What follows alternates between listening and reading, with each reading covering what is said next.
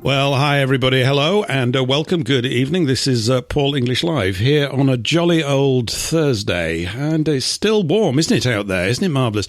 This is episode 150. Can you believe such a thing? 150. I can't believe it. It's quite amazing. Let me just turn a little thing off there. Thank you very much. We've got an interesting show lined up tonight. Justin Walker's going to be joining us in about 10 minutes' time. Eric's in tow. We're about to kick off. Welcome to the show. Oh, except, no, I'm going to do that again, actually. You know what I do? I always cock it up, don't I? Let's just do that again. And this time, because I can always edit this out afterwards, you know what I'm like, right? It's because I did a thing. Now, episode 150. Welcome to the show.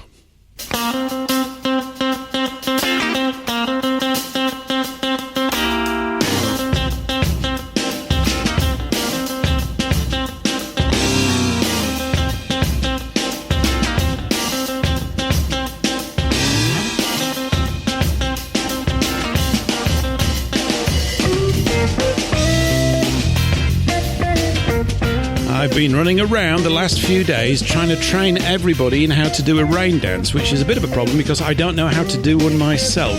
Maybe some of our guests will know just what the foot moves are this evening.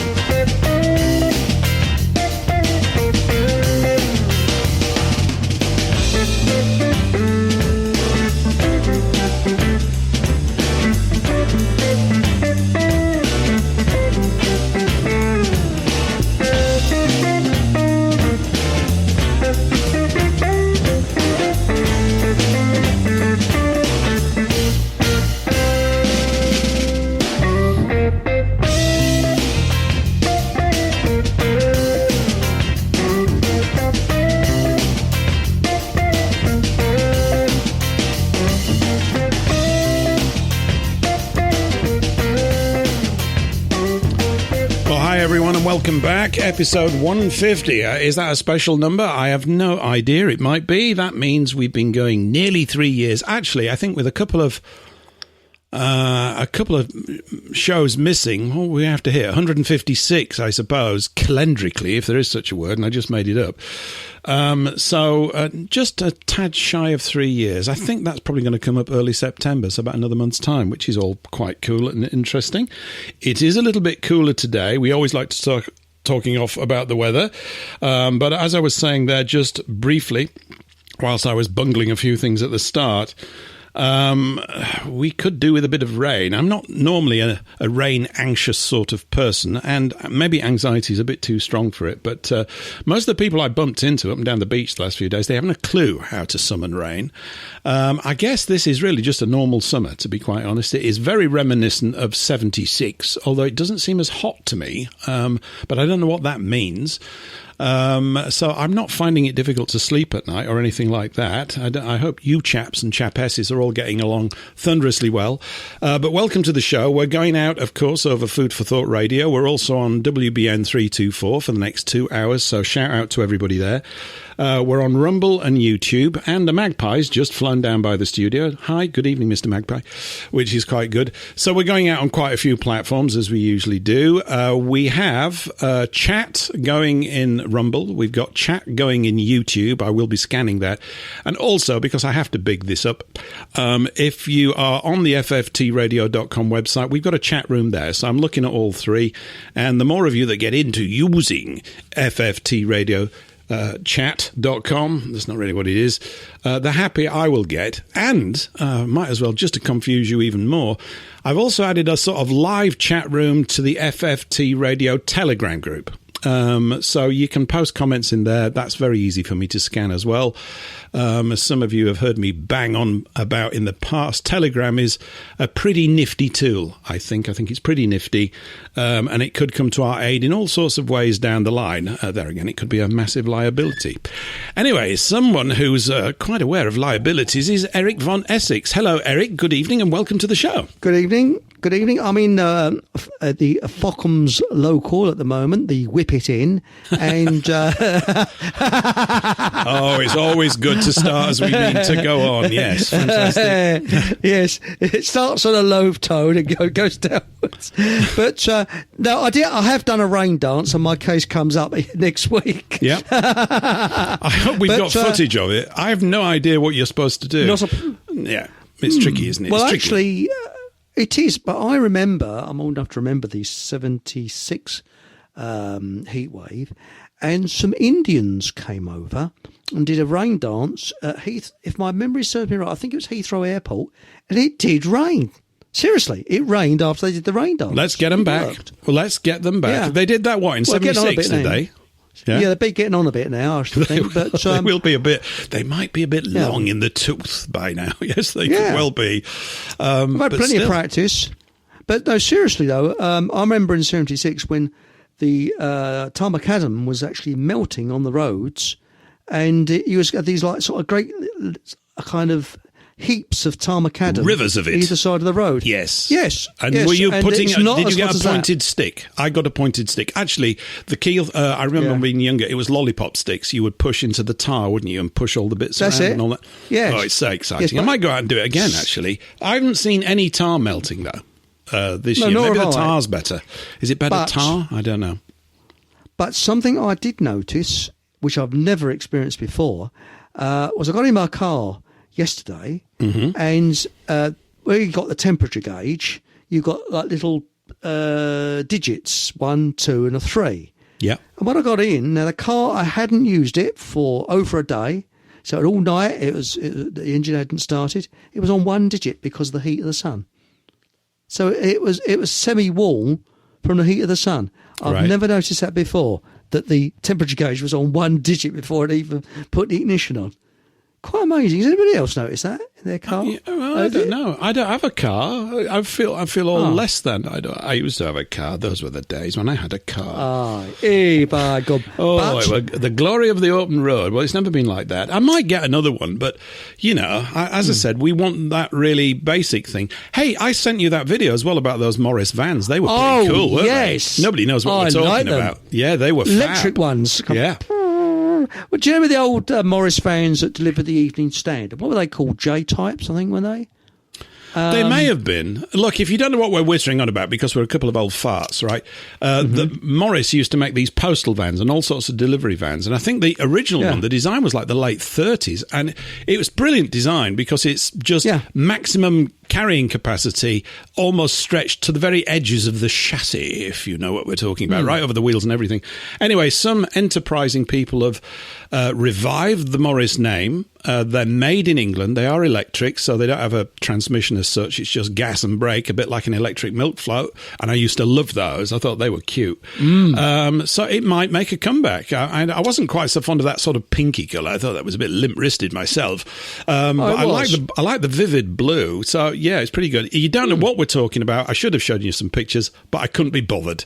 Right? Okay, so go look it up because you're all enterprising types. But it was pretty good, wasn't it? Cracking little car. And the Morris, and they're going to bring back the Morris 1000 as well. Seriously, right? Electric version, Morris 1000, and I did hear somewhere the 2CV, but with modern, obviously, because the 2CV, I think it was banned in Sweden because it didn't reach their road regulations and things. Right. But as a friend of mine used to call them, dustbins on wheels because he couldn't stand them. I liked them. I thought they're brilliant.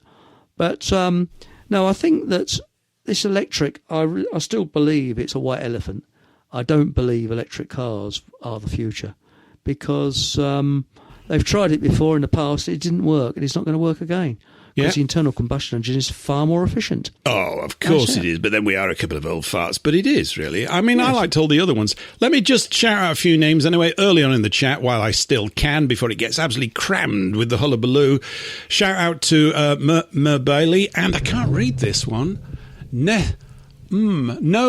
stopping it. Oh, hello, no stopping. It's because you don't have two P's in. I was going to call you Nosto Pingit, which of course would have been very wrong of me, wouldn't it? But hi, no stopping it. Billy Silver and Shelley and Merv Bailey and John Possum are all hanging out in the FFT radio chat at the moment, early days. And Mark Anthony and Matilda and Blu-ray. I'm going to read everybody. Hatchie, Blu-ray again. Oh, look, they're all in there. Krautwolf. Good grief. Message retracted. I should think so. We don't know what's going on there. Anyway, shout out to and Ricardo Blake. Hi. Welcome everybody to the show. So there was something else I was going to say. Oh, yeah, I was very busy, of course, I was ordering pile cream today, Eric, just in case. Really? Yes, you've got to. Well, just in case there's a winter shortage. Better prepared, than sorry and all that kind of stuff. It's not that I have an ailment in that region. I just thought, I'd like to be better safe than sorry. Just in case. Yeah, just in case, absolutely. Because, when we get Miles on with his piles, our favourite in-house doctor, this is really... You started it, so I'm in the mood as well. And I was also going to say, now, I will say this as well.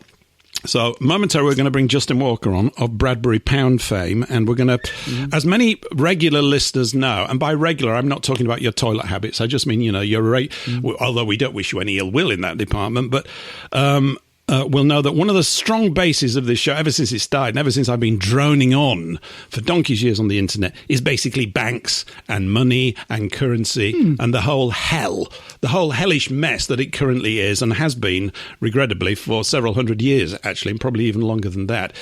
And so it's very apt, I think. It's not really by planning, but it's more fortuitous than anything else. That I managed to get in touch with Justin the other day. We've had a couple of really fun chats, and I'm hoping he's there because we're going to do a banking. Here. He's there. Justin, hello. I'm good here. evening. Hi. Welcome to the show. Hello, just Justin. to let you know, my hemorrhoids are in fine fettle. I'm not in any pain whatsoever. This is good news. I'm also, having been warned what your show is like, I've got about 3 glasses of wine in me. So, this is excellent. This is marvellous. This is how we intend to proceed. Yes, sort of. Yes. It's a bit like that. We're having a jolly up. You've got it absolutely right. It's a bit like we are down the Fockham Hall Arms, or is it the Queen's Legs, Eric? Because they're always it's the open. Queen's Legs and the Whip It In. They're the two pubs in Fockham. The Whip It In. And, it's as if we've just bumped into each other in the pub, but we just happen to be very interesting folks, and we're all having a jolly good chat about things. Yeah, and that's really what we're here to do. And I know you've told your story many, many times. I'm very familiar with it, Justin. And you were probably expecting this. Oh, my God, he's going to ask me to go through my sort of CV. But I am, because there'll be many people here and across in the States. This show goes out to many listeners in the US as well, who won't know who you are. I think they need to know who you are and your fabulously interesting tale, because it's going to set us up for the next couple of hours here. All right. Okay. Well, I always tell people I'm going to be Prime Minister for 1 month because I don't want to do it for any longer than that. I want to do a Liz Truss because I reckon I can get everything sorted in 1 month. Right. Just to let you know, my ego is totally under control and I don't really have a desire to be a Prime Minister. And I want to quote what Billy Connolly, the great comedian, says. Those who want office should be barred for life. And I think that sums it up pretty well. Yes. Those who aspire to politics should be banned. Anyway, that's beside the point. Right. You want a very brief version of how I mean, you remember you did a thing with Sonia Poulton a couple of years ago outside. Yes. And I thought maybe I could play that, but then it's a bit naff, really, because you could cover it. It's about 6 minutes long, but that really encapsulates some brilliant stuff. And I'm very familiar with your tale. And I think many people here will have heard of the Bradbury Pound, which, of course, is almost become your middle name now, which is no bad thing. Regrettably, yes. Yeah. I don't know. I think it's good because, if it provokes questions from people at the other end, and let's face it, there's not enough asked in this arena. Because you've got some interesting family connections, you've kind of got an inside line on the thing, which is rare. Well, that's how I came into the whole thing, because anyone had said to me, 2012, I was suddenly informed about the truth about the City of London and banking, etc. If anyone had said to me before that, you are going to become known for your wisdom on discussing banking, money and financial affairs, I would have just laughed at them, because I never went to university. I did a two-week visit to Sandhurst to do my Territorial Army commissions course. So in other words, And I don't think I just went into the family business. So I never really had further sort of academic credentials to my name. And I'm told by many people that's probably a very good thing because you get programmed at universities. Mm-hmm. So, yeah, I think I got away with it. Yes, my late uncle, who was a lovely man, so even though he may have been on the side of the globalists, I will always say this about him. He was an absolutely lovely man, very generous, great fun to be with. So I will never say anything against him because I loved him as an uncle, but he was part of the hidden hand that controls things. Mm-hmm. He was Sir Harry Pilkington, later Lord Pilkington, who Pilkington's Glass. So they manufacture glass all around the world. I believe they still do, obviously. Yeah, very famous company. And he married my mother's sister in 1961. Second marriage for both of them. They were both, he was a widow and she was a widow. So it was a second marriage. And that's when I was about 5 years old, and I managed to gate crash the official photograph for the Daily Mail, the Daily Express, the Mirror. They were on the front page of most of the dailies at that time. Right. And I managed to barge my little head through to say hello to the world. I'm Justin. And I actually believe a few people were called Justin as a result of that. Anyway, that's by the by. Yes, no, my uncle, as I said, was Sir Harry Pilkington. It became Lord Pilkington eventually. He went to the very first Bilderberg Group meeting back in 1954, and he represented the FBI, and that's not the Federal Bureau of Investigation. It was the Federation of British Industry, and that morphed itself into the CBI. And so he was representing British industry at the very first Bilderberg Group meeting. And then from 1955 to 1972, he was a director of the Bank of England. Right. And I can remember he was going back to one of his last meetings at the Bank of England as a director. And I was going back to school to do my O-levels.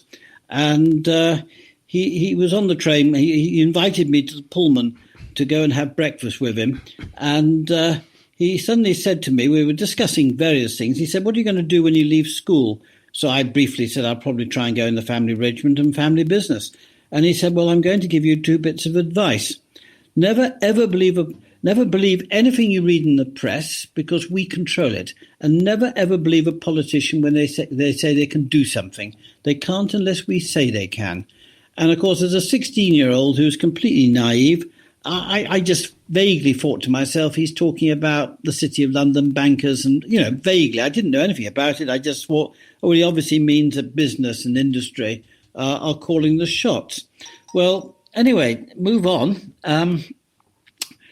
My uncle, as I said, he did actually say to my father once when he was discussing overseas investments, and he said that when your company invests millions, and of course this was said to my father in about the 1970s, today you're probably talking billions.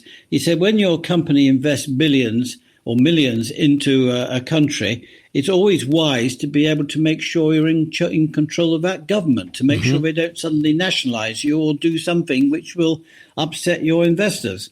So that I do remember. My father totally agreed with him. So that was my sort of introduction to the globalist outlook on things. Yeah. Now, I better explain, my uncle also, I only found this out about 4 years ago, he apparently used to have regular luncheons, private luncheons with the Queen at the time, the late Queen, to discuss the British industry and how things were going. So, he did move in quite high circles, but I'm going to say that he was, in effect, a useful idiot for the people right above, and we may come on to who we think is the spider at the centre of the web. Mm-hmm. But going back to how I got involved in everything, I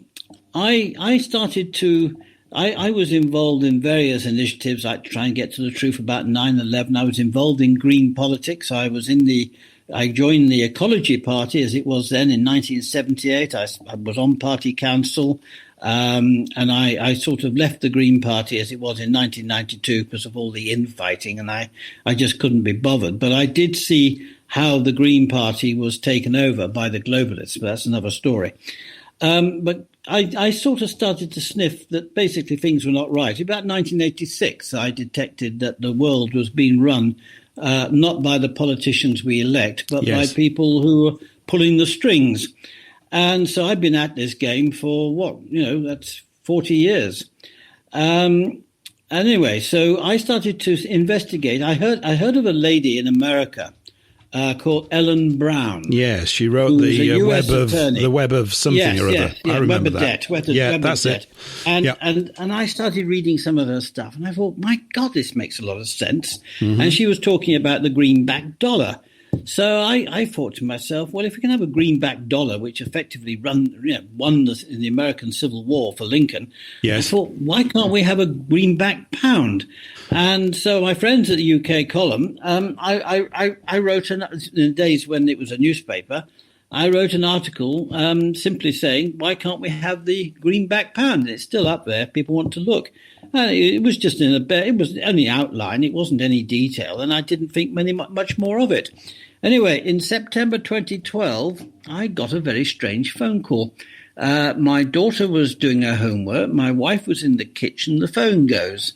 And my immediate reaction was, oh, Lord, that means one of my wife's friends is ringing up. That means I'll have to go in the kitchen to look after the cooking. This is bad news. Yeah. Terrible. Very bad news. Very bad news. Yeah. But the only good news is the wine was in the kitchen. So that was the only good news. Excellent. But anyway, so I sort of answered the phone, and a very, very posh voice said, oh, I say, hello, is that Justin Walker? So I jokingly said, well, it might be. And he said, well, let me put your mind at rest. Are you Justin Walker, the nephew of the late Lord Pilkington? And I said, yes, I am. He said, oh, marvellous. He said, look, I'm ringing on behalf of my father. He's not long for this world, but he wants you to know a word. I went, oh, right. And I was panicking now because my laptop was closed. There was no paper or pencil or pen or by the phone to write anything down. Mm-hmm. And he said, well, my father was a director of the Bank of England with your uncle, and he's read your article about the greenback pound. I said, oh, right. He says he wants you to know the word Bradbury. Now, immediately I went panicked because I thought Bradbury. So I breathed on the window and wrote Bradbury. This is 2012, Justin, is it? You say 2012. This is September 2012. I know it exactly. So not that long ago, actually. This is not that long ago. It isn't. As I said, because I knew my uncle was high up in the world, but I didn't know anything more. And I only found out about his Bilderberg activities about 2 years after knowing about the Bradbury Pound. Right. So anyway. So that was called Tony Gosling got hold of the invite list for the very first conference. Anyway, going back to this, so I scribbled down on the window Bradbury, and he said, if you research the word Bradbury, if you research the Bradbury, you will find a solution to all of Britain's economic woes. And I shall remember that. It's embedded in me. You'll find a solution to all of Britain's economic woes. So I thought, right. So he said, I'm afraid you're not going to be able to trace this call. You won't know who we are. It's been very nice talking to you, but good luck. And we hope you do your research, or words to that effect. I can't remember the exact words. Right. Anyway, he clicked off. And I immediately did 1471, answer with number withheld. And I have to be honest with you, I felt like Richard Hannay in the 39 Steps. Good. I'm feeling like a person watching Richard Hannay as you talk, and I'm quite enjoying the experience, actually. It really was. I suddenly thought, what the hell was that? And so I couldn't wait to get the laptop open, and I sort of fed it in. I put Bradbury in, and the first one I got was that lady who struts around disused railway lines. Very attractive lady. What's her name? I can't remember the name, but something Bradbury. Well, she's on BBC and all the rest of it. Anyway, I can't remember it. And then I found out the guy who wrote the Martian Chronicles, another Bradbury. And I thought, well, not going very far here. Mm-hmm. Who the hell are all these? And eventually I came across a stamp shop. And I suddenly saw Bradbury, Treasury note. I went, what? Mm-hmm. And then I did a bit more digging, and I came across a gentleman called by the name of Thomas Johnston, who was a Labour Socialist MP in the 1930s, who was the father of the Scottish hydroelectric scheme. And during Churchill's wartime government, he was put in charge of Scotland. And he's one of these few MPs who nobody had a bad word to say about. He was a genuinely decent bloke. And he wrote a book called The Financiers and the Nation. And in that book was all about the story of the Bradbury Pound. And say that again, because I want to dig that out. So Thomas Johnston with a T. Thomas Johnston, MP, yes, Johnston. And the title of the book again was what? It is The Financiers and the Nation. And I think it's either chapter 6 or chapter 9, but it's all about, basically, it's about the First World War and what they did to stop a collapse, the economic collapse. And when I read that, I just went, oh my God, because it was all there. And you can tell it was the truth because this guy is clearly somebody who wants to talk about the truth. And I looked at it, and the story is that basically David Lloyd George, who was the Chancellor of the Exchequer before he became Prime Minister halfway through the First World War. At the outbreak of the First World War, he was the Chancellor of the Exchequer. Right. And now I've explained the notes, the banknotes, which have got that lovely title, you know, that strap line, I promise to pay the bearer on demand the sum of. Yes. We were in the gold standard in those days. So when they produced these notes, and there were £5 notes and then 10 and whatever, and £1 in 1914 is equivalent to about £160 today. So we're talking, you know, quite sizable amounts of money. But these notes issued by the Bank of England were backed up by gold. We were on the gold standard. They were supposed to have the gold bars in the vaults to actually back these notes up. Yeah, money, actual money as opposed to currency. Yeah. So. But they decided that they would, because bankers have always known since the medieval times and Renaissance times that they could chip away and no one was going to ask for all their money back. So they could produce many more notes, IOUs, than they actually had in the vaults. And they were just doing what all the bankers, the Venetian bankers, the bankers of Amsterdam, all these ones, and they're just, you know, doing, basically making money by courtesy of fraud. Just acting like spivs, basically. Exactly. Spivs. Exactly. That's the good English word. That's what they are. Exactly, they're spivs. Very good English word. So anyway, so suddenly they thought, oh my God, because they'd engineered the First World War, and that's another whole story which we could probably have another program on, how the First World War came about, and then, of course, how the Second World War came about. But you can tell the fingerprints of the City of London and the bankers are all over both world wars. Yep. And, of course, what's happening at the moment. But that's, we'll cover all that. Anyway, going back to the gold standard 1914, suddenly, with the outbreak of a major war which had global implications, because everyone was, Germany had overseas colonies, and Britain had, and France had, and Belgium had, etc. So it was going to become a global conflagration. So, so people started to get a bit worried. We thought, hang on a minute, we're clutching these bloody pieces of paper. I think we'd rather have the gold, if you don't mind. I think we'd just like to go to the bank and take a bit of gold, have a gold sovereign or half sovereign or whatever.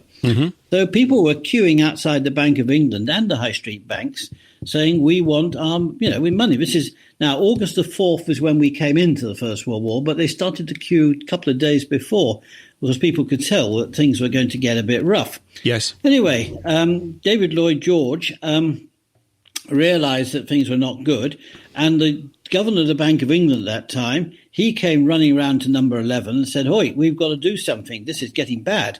So David Lloyd George put together the Currency and Notes Act, and they got that through Parliament in 2 days. And you can read it on Hansard. You can actually find it on Hansard. And it is quite amazing. When you read it, you can actually feel that this whole drama is coming out when you read it. But they disguised it very cleverly because they didn't want to give the game away. Yep. So in a nutshell, the Treasury was then going to be allowed to create debt-free, interest-free paper notes or Treasury notes that were based on the wealth and the labour potential, the creativity of the nation. Now, this is the big one. Today's coins in your pocket, the £2, the £1, the 50p, the 20p, the 10p, and those 5p's and those worthless bits of copper now. Yeah, they are all they're actually created by the what do you call it? The what do we call it? Place Royal Mint. Where they create the coin. Royal Mint. I couldn't think what it was. The Royal Mint. Yep. And but they are created by the Treasury using something called M0, M for money, naught. And this basically means we create money based on the wealth of the nation. And so it's not fiat money. No. Fiat money is IOUs. This is practical. This is like being based on gold, except you're based on the wealth of your nation, your tangible wealth of the nation. And this is something that, that was picked up by Thomas Johnston and another man called Vincent Vickers, and we may come on to him later on, who was a director of the Bank of England when all this was happening. And he saw how the bank was rescued and how the City of London and the entire economy was rescued from financial collapse, just as when we were mobilizing for war. And so suddenly they got so basically August the 4th we declared war on Germany.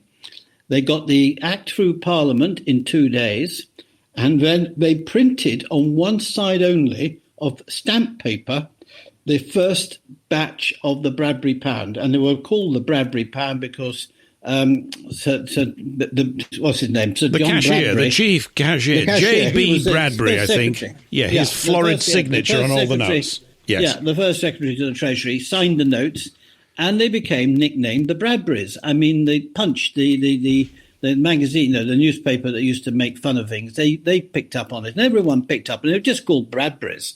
Right. And they were debt-free, interest-free money based on the wealth of the nation, and everybody was happy. Once people had it explained to them in the banks and the City of London, this is what you're getting, everyone was happy. This is tangible money. This is based on the wealth of the British Empire. This is all good stuff. The Empire, of course. And so everyone was happy. Yep. Except the bankers were not happy now. No. Having been saved, a few weeks later, they went running round to number 11 again and say, hey, you hang on a moment. Whoa. Yes, you've saved us and we're very grateful, but now will you go back to the old way of doing things? The government issues or creates and issues bonds that we buy up and we give you money, which of course is being created out of thin air as debt, and we will, et cetera, et cetera, et cetera. Mm-hmm. So basically, the Bradbury Pound was then phased out. They didn't get rid of it immediately. They still created Bradburys throughout the First War. In fact, the last Bradbury, or the last Treasury note, was created in about 1926. Really? But that is quite intriguing. Amazing. I didn't realise it had gone on that long. Yeah. So essentially, the notes, we still, now I've got to get my facts right here. When we entered the First World War, and we're talking old money, their version, I think the national debt stood at 650 million. When the war ended, it was 7,500 million. So in other words, it's gone to 7 billion. Tenfold. It basically increased tenfold. Yeah. So that war had proved very profitable for the bankers, even though at the beginning they had to be saved by using proper money. That is proper, money that's based on something tangible and not based on the bankers' fraudulent, banking. Yeah. So that's the story of the Bradbury, how I came across it. And of course, I went, wow. And very mysteriously, and I reckon that there was a bit of a plot afoot to make me fully aware so that I was going to take up the cudgels.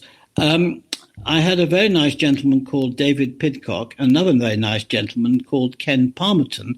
Now, Ken was a fascinating guy, because Ken Palmerton, his great whatever, was Lord Palmerston, the Victorian Prime Minister, who was very much an imperialist. And Ken's family were liberals, and they were appalled by the dastardly reputation of Lord Palmerston. Exactly. Right. So they knocked out the S in the name and called themselves Palmerton. The cheeky buggers. To Jersey. Right. And they moved to Jersey. Okay. Now, he was delightful. Now, David and Ken worked together as money reformers, and they really did move in. They used to go to, as they were guests of Indonesia and Malaysia and prime ministers and stuff. They used to go around selling the concept of sovereign money, sovereign debt-free, interest-free money. Yes. And they opened up all sorts of doors for me to talk to people. And I still get one or two of them still give me these anonymous phone calls. But I was regularly being given phone calls by people who were, shall we say, they obviously enjoyed being in the City of London. They obviously benefited from the City of London. But as they were appearing, they're on their deathbeds, or at least it looked as though they were going to be very soon. They wanted to clear their consciences by telling the truth. It's funny you mentioned that, because I was having a conversation with somebody either earlier today. I don't know. I've had so many phone calls today, as well as the two jolly ones that we had. And this is a regular repeating pattern, of what they do is, whilst they're in there, they don't say boo to a goose, because they can't. They probably get offed if they do, literally. I mean, I've no doubt about that. That's really, you're not going to spill the beans on the game that you are totally ensconced and subordinate to. But when they get out and they're near their ending, they start to basically say all these things. They're publicized in small journals that no one reads, and they say, well, at least we told you, right, on page 32 in 6-point type. But I always remember Sir Josiah Stamp was ex-governor of the Bank of England. The Midland Bank, Yep, and he said something along the lines of, as long as you allow, I'm paraphrasing, but the gist of it was, so long as you allow banks to create money with a flick of a pen, you are basically going to be debt slaves for the rest of your life. And he also said, fortunes like mine exist, and they should not exist, because they're based on this, and the world would be a far happier and better place if they did not exist. But so long as you do not bring down the bank. And there was another guy as well. I can't remember what it is. Henry Ford was the best. Henry Ford was the best, because he basically said if people understood how money was used and how money was created, there'd be a revolution before tomorrow morning. Now, the good news is that my wife says I'm revolting. Now, I'm a pensioner at 70 and stuff. My wife does say I'm revolting, so I'm doing something right. Yes, it's good. You've got to keep the man's end up in these sorts of things. It's good. Well done. Absolutely. But no, we really have. I mean, when people realise, and they've all been programmed. Everyone has been programmed. Do you know, I've since that phone call in 2012, I've actually talked to, I think, in person, literally talking to somebody in the flesh. I think I've talked to around about 20 MPs. Right. And when I do get the opportunity to talk to an MP, the first thing I say, apart from saying hello and being very friendly so they drop their guards, I say, can you tell me anything about the Bank for International Settlements? And immediately I get a blank face. I've not had one of them tell me what the Bank for International Settlements is about. Now, for those listening tonight, I better just explain very quickly in case you haven't heard of it. It's only about 1% of society that have heard of it, and probably of that 1%, probably only 1% again who can actually tell you what it does. Yeah. The Bank for International Settlements was set up by Humour, who was Hitler's future finance or banking minister. Yeah. And a guy called Montague Norman. Montague, yes. Old Montague, yes. He had a lovely moustache and beard. Oh, excellent, He looked a jolly nice chap, actually. Yes, I mean, consummate evil, but great moustache, something like that. Oh, yeah, absolutely. Great stuff. He did look the part, He did. Anyway, he looked like a villain. But anyway, this chap, he fell out with that chap, Vincent Vickers, who I mentioned below. Now, Vincent Vickers was a director of the Bank of England, and he was a director with Montague Norman. Yep. Montague Norman then became the governor of the Bank of England, and in 1930, he teamed up with Humour, and they decided to create a central bank for the central banks. Yep. Now, obviously, they didn't do that. They're not going to have letters saying who was really behind it. But we can safely say that the House of Rothschild had a lot of input, shall we say, into this plan. I suspect that's likely to be completely true. I think there's a Belgian researcher, and I can't remember the name of the book. I've got it somewhere, but it's only in PDF. So when it's in PDF, I don't readily pick it up and familiarise myself with it. But it's about the whole history of the formation of the BIS, the Bank of International Settlements, and it's quite an eye-opener. And you're absolutely right. Those two got together and had globalist pretensions, let's put it that way. So even though he went on and, it's always this thing about Hitler's tremendous economic miracle. I've got so many books about it, but basically Hitler's economic miracle is in essence the Bradbury for Germany. It's a difference. Exactly, labour bonds. Absolutely. Yeah, it's about the real wealth of the nation, which in their case they emphasised on human labour. And this is why he was able to get 6 million men employed in 3.5 years back on building motorways. Oh, yeah. And that's when they built a cruise ship to let German workers to go and have cruises. I mean, you couldn't make it up in such a short time. And in fact, it's interesting, if you want to look at something similar, not to Hitler himself, because this chap is actually a decent bloke, But you look at Burkina Faso at the moment, what's happening in the state of Burkina Faso. Okay. And the guy there is Ibrahim Traore. Okay. Traore. And he is a young military officer, captain, my old rank, a captain who took control, did an armed coup against the basically the Westerners, the French government and the people who looked after the puppet government in Burkina Faso, kicked them out. And he has now completely transformed the nation because all the wealth, including the gold they're mining and everything else, is being kept internally. Nobody can get their hands on it. And they've very sensibly gone to Putin and Xi in China, but not to be taken over by them, but say, look, we'll give you we'll give you a proper exchange. You come and build this factory or you come and build this for us. We will pay you in whatever, real money. So in other words, it's a straightforward transaction with no holds barred. In other words, it's working. So if have a look. Are we surprised though, Justin, that it would work? We're not surprised, are we? No. Because every time this model has been rolled out, it has this galvanizing, transformative effect. And I think much of it has got to be to do with the remoralization of the people, because it's sound. Yeah. That even though many of them probably intellectually couldn't understand exactly why, they feel it. Everything becomes of more substance. They're able to negotiate more clearly. They're not cavalier about their use of finance. It's not speculative. They don't turn their sort of nation into a big gambling den like the City of London and the stock exchange and casinos, which is really all it is. It's just a big casino. Now, when you look at Gaddafi in Libya, now I know he wasn't a perfect individual, and yes, he had his flaws, but my God, he actually made sure his people were looked after. Yes. And what was the first thing the so-called rebels did when they managed to get ashore in Benghazi? They started the central bank. It was transparent once you knew what was going on. So Gaddafi, whilst he wasn't perfect, he certainly was a hell of a lot better. I know. I think, what year was that? Was that 2010 or something? Yeah. It was, oh God. We were on holiday in Malta because they were bringing people out. We had one small naval ship there that was doing things. Must be about 2017, something like that, 2016, 2017, something like that. Yeah. And there was that gloating hell witch, Hillary Clinton, gloating about the whole thing. Oh, don't. Oh, God, absolutely a repellent little turd of a woman. And but another interesting aspect of when they first went in, the first place they targeted was the Treasury building to destroy all the Treasury bonds. Oh, yeah. Oh, no, I always say this to everybody now. I said money is the key to everything. If you don't control the money, you can't control the world stage and what happens on that stage. And this is why all of us who are now trying to get back our sovereignty and to get back peace and human values, compassion, empathy, generosity, kindness, decency, and all the rest of it. Yep. The only way we're going to get that back is to have the wisdom of taking back control of money creation and money supply. Yes. Because if they can't control it, they can't do a bloody thing. I know. It's a massive challenge, though, isn't it? I mean, here we are having a conversation amongst people that know this. Eric knows all this stuff as well. We know this. And many of our audience here, certainly on YouTube, they're aware of these things.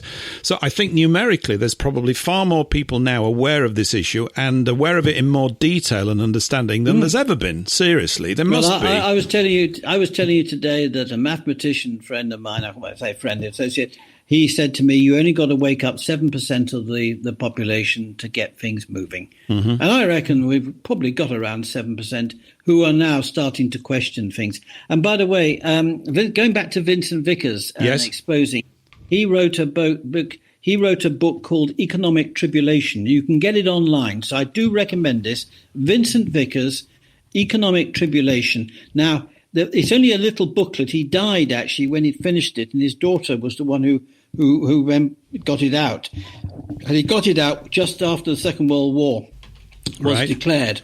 And I do recommend it because, again, it makes the categoric point the only way for a state to operate is to have state money created based on the wealth of the nation, the credit of the nation. Yes. Now, I do want to come in. There's something really important. I'm going to try and penetrate my alcoholic haze now to really... Oh, it's not that bad. The night is but young, Justin. We can get you... Well, this is true. Mind you, I've come up to the studio, or my studio, which is the the drawing room here. I haven't even got a glass of wine in front of me to keep me going. But anyway, let me try and explain this one. This is actually very important.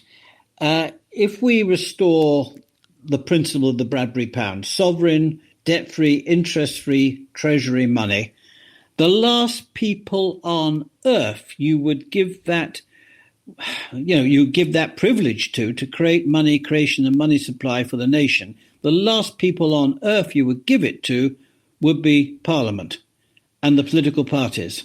And I think so now. I think maybe if you look back in the past, you may well have been able to find individuals in politics that still had something about them and some connection to integrity. But the space has now been so completely whittled out. That's gone now. It's gone. Yeah, the bankers managed to overthrow the courts. They've overthrown politics. They hold the media. Yeah. And this is it. It's this conditioning cycle, the great attention distraction power that they have to get everybody to go up at some crap for the rest of their life, whilst this really core issue is still going on. You're absolutely right. No, I'm afraid the caliber of the politicians we have today is you just can't trust them with being responsible for the country's money. And this is the key to it all. Now, our team, which, and by the way, we have a loose team. It's a linear network of people who have researched for decades. These aren't people who just woke up after COVID. These are people who have been at this game for some considerable time. Mm-hmm. And we have a loose network called The Great Rising. And you can go there. It's called thegreatrising.org. It's the-great-rising.org. Yeah. And we're just starting to launch. It's going to take a few months yet to get traction. But we're launching a strategy called Humanity First. And it's a 4-year strategy taking us up to 2030. And the idea is to completely kibosh the net zero and all the other things, the other side of it. I'll be getting involved, Vincent. I'm not Vincent Vickers. I just wrote it down. Sorry. I'll be getting involved, Justin. See, my mind's going scrambly. I'm absolutely getting involved. But the key to it all is when you go on, don't think you're going to join something or sign up to something. We are there to put signposts there and to tell you the best ways to collapse this house of cards. Now, we don't want any money. We've got 25 quid in the kitty at the moment. We don't employ people. We don't do, in other words, we're not there for the money. We are there to give you information that you need to know, and we're there to offer you ideas as to the best way we can really get things moving. And the best way is to basically overthrow local councils by winning them over, hearts and minds, because most politicians caught up at local level have no idea of what's going on. And if they did, they'd be horrified and they'll start to break ranks. So this is, we've got one group called Council Watch. Right. And they go into council chambers, and they started in Thetford and Colchester and stuff. They're doing a great job, and they're building up a network. And we encourage people to set up their own sort of it's like a group of friends who say, right, well, this is what the council is doing. This is what the council should be doing. And we're going to give them the evidence that man-made global warming is a complete scam. And by the way, that's something that your listeners might be interested in. My uncle, bless him, got me to meet a guy called Aurelio Pecci, who was the co-founder of the Club of Rome. And really? The Club of Rome were the ones who came up with man-made global warming. Yeah, they did that in the early 60s, didn't they? They were looking to create an adversary for the whole world so we can unify all the people and then pick their pockets. That's right. That's right. And it was to be a sort of militarized, it was basically to get people to work for to save the planet and all the rest of it. But of course, it was going to be based on lies and deception. Well, at least their phraseology is right. It's just that people misunderstand it. The planet does need saving, but it's from those people. It's from these are the we agree with you. The planet needs saving. The best thing to do is for you to all leave. Go somewhere else, get onto an island and plan away and plot away like Billy-O, but you're not coming out here and influencing anybody. And of course, I love speaking like this because there's not a cat in hell's chance of that happening. When you look at the actual... I don't know. I think things are happening. Seriously, I'm of the... I mean, you know what they always say? If you're in the middle of the Pacific and you've got sharks going around your little boat and you've got about 10 survivors, and you're thinking, oh, my God. The first one you chuck overboard for the sharks is the pessimist, followed very quickly by the optimist. And I'm afraid I am an optimist. So, I like that. I hope I never find myself in that situation. The idea is have a different scenario play out before you. That's far too much stuff. I think that's just dreadful. So I'm not trying to be negative about it. What I was sort of meaning, Justin, is that it's to do with the sort of, what would we call it, the psychological profile of these people and the entrenchment of it. Therefore, I'm not saying it can't be overthrown. I have a conviction, possibly not too much evidence to suggest that, but there have been incidents in the past, such as the Bradbury, that have shown the way. The main aspect, I think, of the challenge is the communications challenge.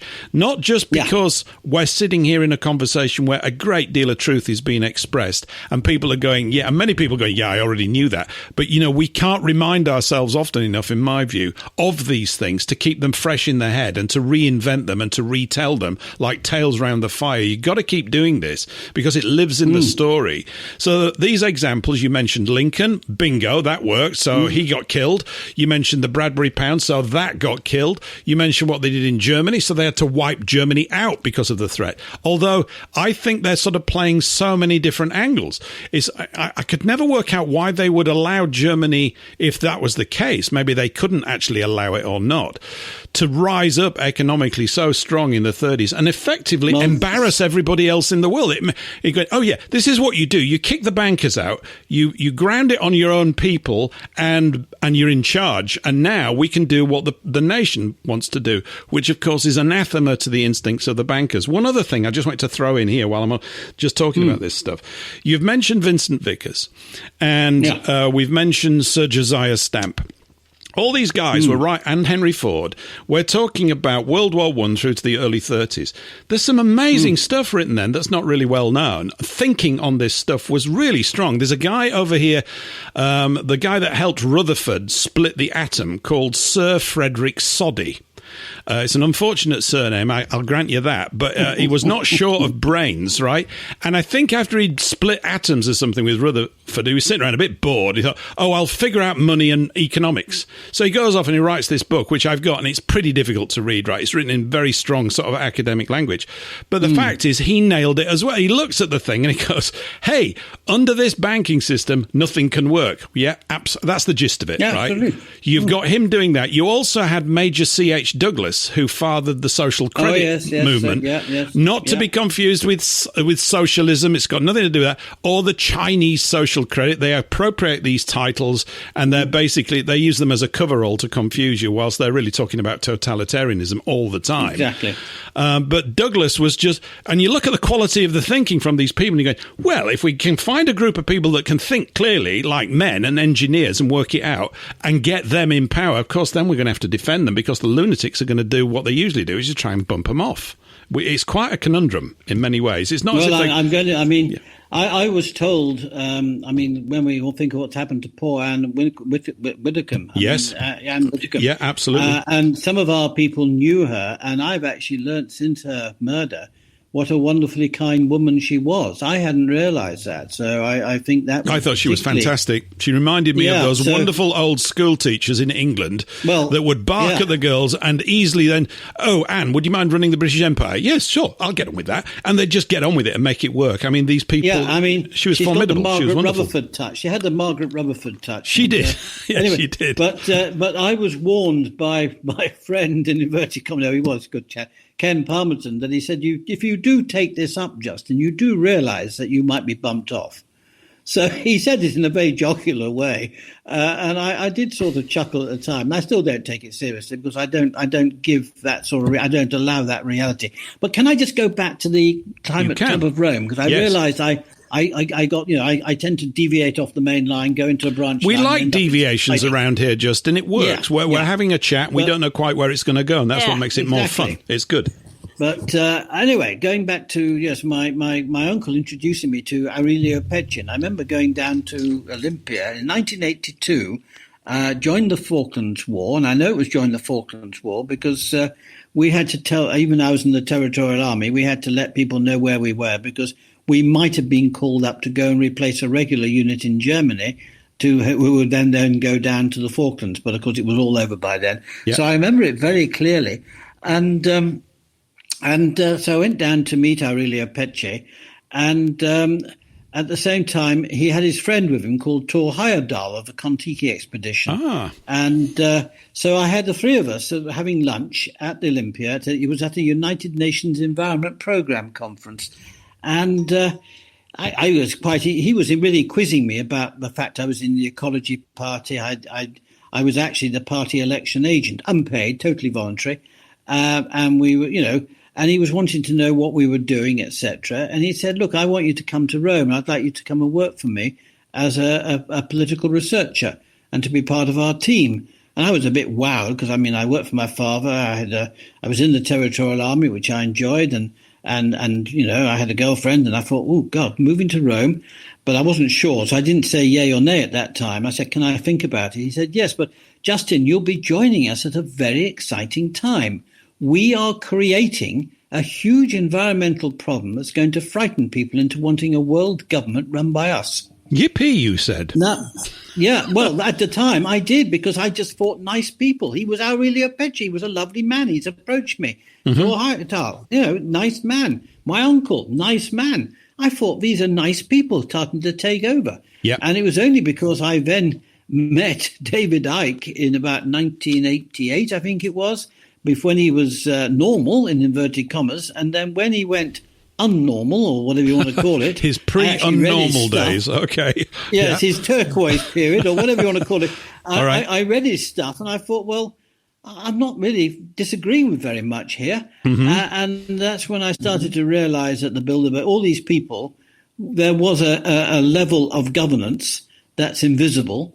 That, and of course, Liz Truss has said this. This is what's so funny now, is that Liz Truss has said that basically Westminster and Whitehall were being guided by some unknown strings, yes. That she believed were the City of London. So she's noticed it, and she was the Prime Minister. So, and no one bigs that up enough, I think, Justin. I bigged it up a lot here on the show whenever I can, and I used to have a few clips which I'm still in the retrieval mode of because I had a bit of a hard crash drive a couple of months ago, and these things just take forever for me to get back. But I've mentioned, and I'll say it again, like at the Brighton conference, remember that? That she's the only person in my lifetime at the highest level of supposed power. We know that it isn't, but certainly in the public communication space, who's actually said anything approximating the truth. She's very close to it. I know. And she was willing to say, obviously, once they'd booted her out. And these communications need to be writ large. She's absolutely on the... They do. How can she possibly, or the Prime Minister, do a job that is advertised when someone else is in control? Therefore, voting for these people is irrelevant. It's not relevant. Well, now you've opened up the next thing I really wanted to make people aware of, is how I am starting to realize, and this is ongoing research for a few of us who are doing this stuff, and I want to pay particular attention, pay homage, if you like, to a gentleman by the name of William Keat. William Keat. Yeah, I know about William. Yeah. And his work on natural law, common law and stuff. And he and his friends have been researching 1688 and the Glorious Revolution. So hold that thought, Yeah. because we'll come round to the English Constitution and the Bill of Rights and common law and all these things, because they're in breach of that. It's the top of the hour, so we're about an hour in here at Paul English Live, here on WBN and FFT and all that kind of stuff. We'll go to a song right now, Justin, and I've played this quite a few times, but it's apposite, or is it appropriate? Whatever. It's one of those words. It's apt for tonight. This is a Van Morrison song. Interesting things about Van Morrison. He's very cool with people playing his stuff. This is called Western Man, and it's very apt, really, for what's going on with us right now, and it's jolly good. We'll be back on the other side of this in about 3 or 4 minutes. See you then. Western man has no plan since he became complacent. Stop believing in himself. Let others steal his rewards while he was dreaming.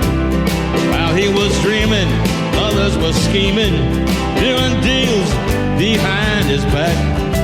Now Western man is adrift and under attack.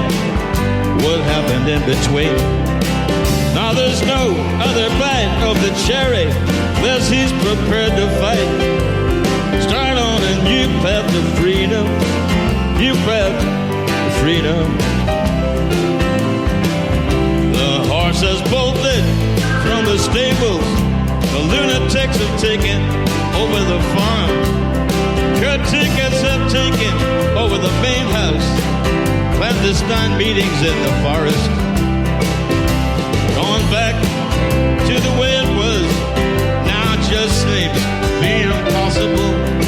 Western man has no plan. He stole that while he was dreaming.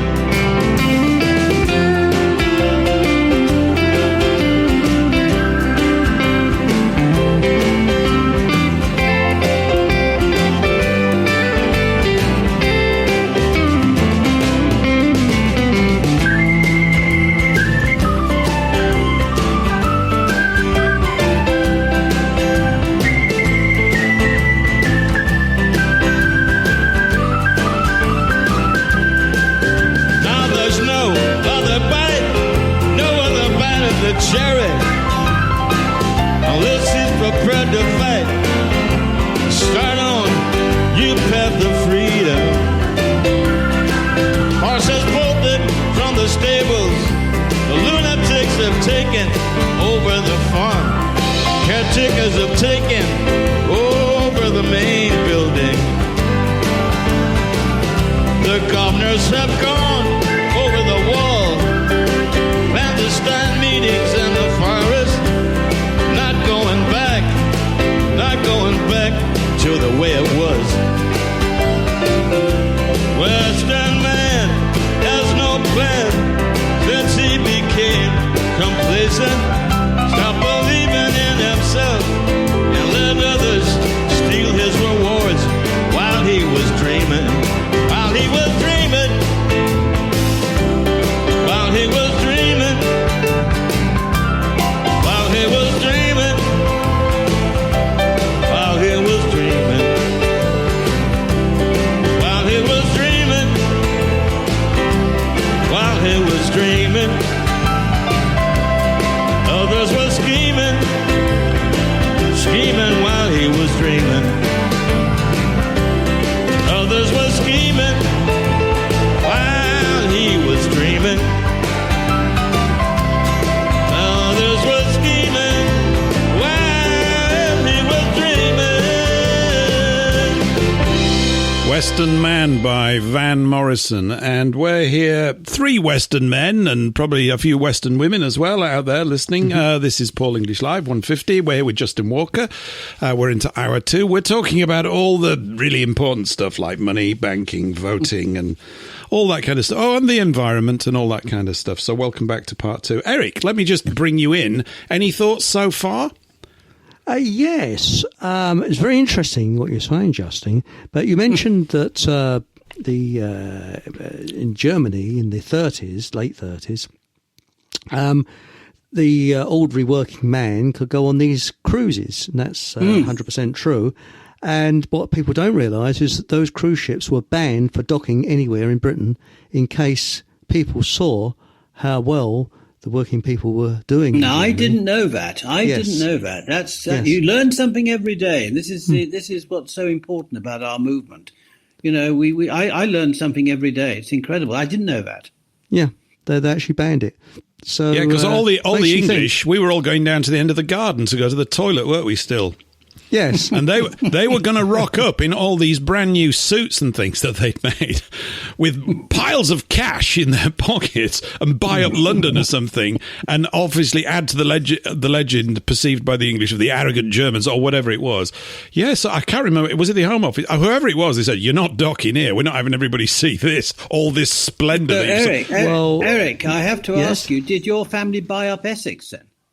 No. Not yet, Eric. Not yet. Not yet, no. But the other thing I was going to say is that the Fabian Society was formed in 1884. Yeah. And it is believed that the book 1984 was the year 1948 flipped around. that may not be so. Because 1984 was the 100th anniversary of the founding of the Fabian Society in 1884.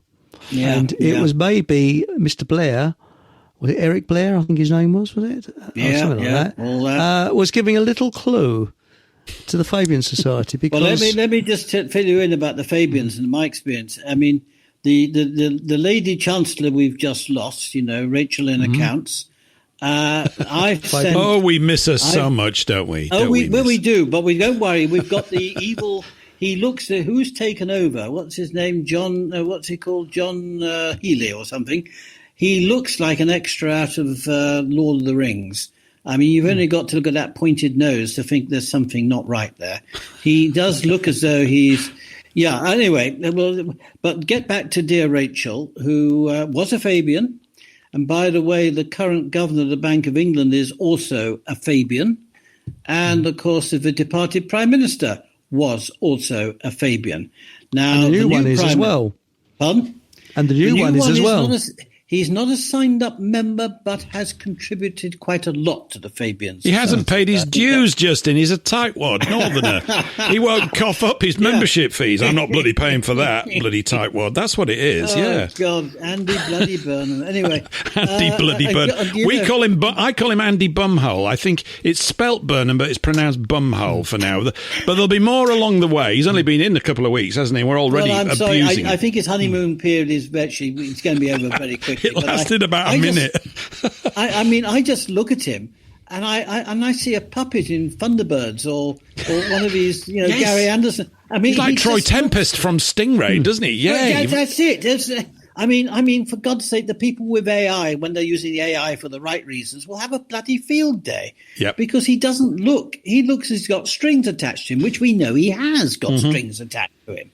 But, I mean, we can have real fun with that. But, yes, Troy Tempest, yeah. I used to love all those Gary Anderson. Yeah.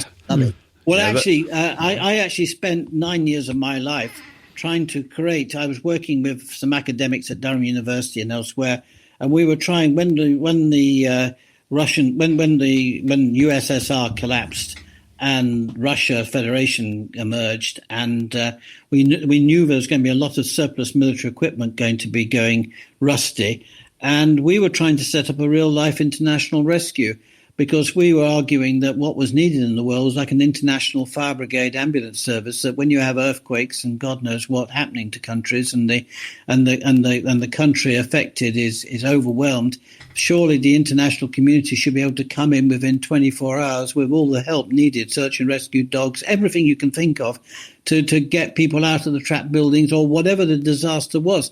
And we had some real support, and we thought we were making headway, and the Middle East Arabs were going to support it, this, that, and the other. But the whole thing we were pulled right at the very top of the UN. And that's how I realized at the very top of the UN, it's rotten to the core. They do not want to be seen to be working for the good of humanity. They just want to appear to be working for the good of humanity. Yeah. And this is our trouble. The Fabians effectively are all over the bloody place. And by the way, just to give you a warning order, the new UN Secretary General is likely to be a lady from Chile. I can't remember her name now, but she is a absolute feminist stroke, whatever. Well, when I say feminist, I'm talking about someone who is woke, totally 100% woke, and in other words, fits in perfectly with what the globalists want. What could possibly go wrong, Justin? Exactly. She might have lovely feminine sensitivities about the welfare of the people before she inadvertently slaughters most of them or whatever she's going to do. Yeah, there's nothing. They're incorrigible. The UN is, I've always maintained the United Nations should be there as to basically enforce common law, natural law, and it should be a meeting of humanity and not a meeting of politicians, economists, and everyone else. It should be a moral high ground. The UN should be the moral high ground, and of course it's anything but. So I think it should be just burnt to the ground. I'll tell you, I think the juxtaposition of the two words, They contradict one another. It's a contradiction. Yeah. Nations, by their very definition, are distinct, separate things from other nations. This is how we know that they exist. The idea of uniting them is deranged. It's the plot of the peacemakers. This is how they come to you, right? We're going to unify all this stuff. We didn't invite you to unify us. We're quite happy with our relations as it is. Then they will say, just like they've been organising all those wars over the last 300 or 400 years, yeah, but you European countries were all killing one another. Yeah, why? Because the bankers were behind all of them. The same agencies that have created a causative reason for the United Nations did it by getting us to kill each other because people don't understand how banking works. And the UN building in New York, which the Rockefellers were responsible for, is built on the site of an abattoir. How appropriate. Well, it might be good if it was re-invoked for that original purpose, really, with most of the parties. I mean, it's just they repel me. There's something about the qualities and characteristics of their so-called personalities that is literally repellent. They are literally the greatest hypocrites that ever walked the earth. I mean, they're just... Maybe we should touch on something which I'm working on at the moment. Yeah. And that is the cult of the Sabbatean Frankists. Have you come across that? Oh, yes, yes. They were all around London during the English Civil War. They faced... Oh, I mean, they really got off the ground in 1680. When was it? 1666. They really got off the ground. Oh, that's the Sabbatean Zevi. Yeah. But the Jacob Frank, he was the one who got the Illuminati, the Freemasonry, and everyone became a network. And, of course, it's a cult that believes the more evil you can do, the quicker you find God. Yeah. I mean, these guys... Do you know the background to that, Justin, where that belief comes from? It's quite interesting. It's to do with their convoluted, totally, I think, intentional misunderstanding of Scripture. So it goes something like, this is their sort of perverted logic. It's not logic at all. It's just a sort of causative reason or a story that they've been telling. They go, the rabbis, these deranged rabbis, I'm not saying they're all deranged, but there's certainly several that are, of which Sabotage V was one. They said, oh, look, we're not in charge of the world. And we should be. It says here, of course, they are not the people. They are not those people. This is the first lie that they've told, right? They are not these chosen people from Scriptures. This is why it's so important. But that's another story. However, they said, well, it's all gone wrong. Look, we're not in charge of things. God's made a mistake. He's obviously got it wrong. I mean, because they do. They say they've got all these things written down. Like a rabbi had a discussion with God and won. I mean, you go, hello, what's going on in what is the remnant of your head? I mean, it's just sort of nuts, right? But that's their mentality, or would appear to be anyway. Allegedly, right? I've got to throw that word in every now and again. Well, so they're sitting around. They go, hey, it's all gone wrong. What we've got to do is we've got to get God to come down back to the earth and smash it to bits. Right, and put us back on top because something's slightly gone wrong. He's sort of taken his eye off the ball or something. So we've got to help him.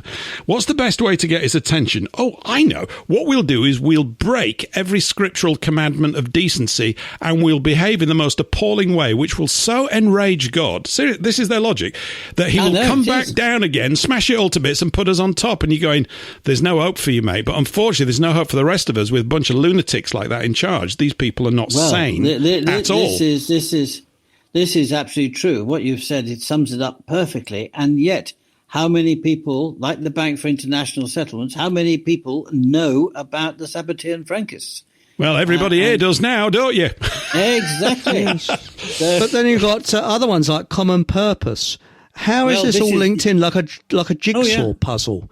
You know, you've got, and they're really nasty people. Now, some people might think I'm a bit doolally what I'm about to say, but I think there's something demonic in what they're up to. No, listen, you don't have to feel as though you're losing your marbles. It is demonic. It is satanic. Yeah. The whole, I mean, we are up against, I mean, it is a war now between good and evil. I mean, there's no ifs, no buts about that. I mean, you can't win a war without a strategy, and that's why it's now so important that we've all got to realize we're human beings first. I mean, to me, the first thing I want to get rid of is the political spectrum, because they've created that to keep us all divided and fighting amongst ourselves. Mm-hmm. The left, the right, it's bollocks. It is. I'm glad and you can say that word with gusto, as you just did. Don't worry about that, Justin. Let it out. Well, exactly. Justin, Yep. Go on.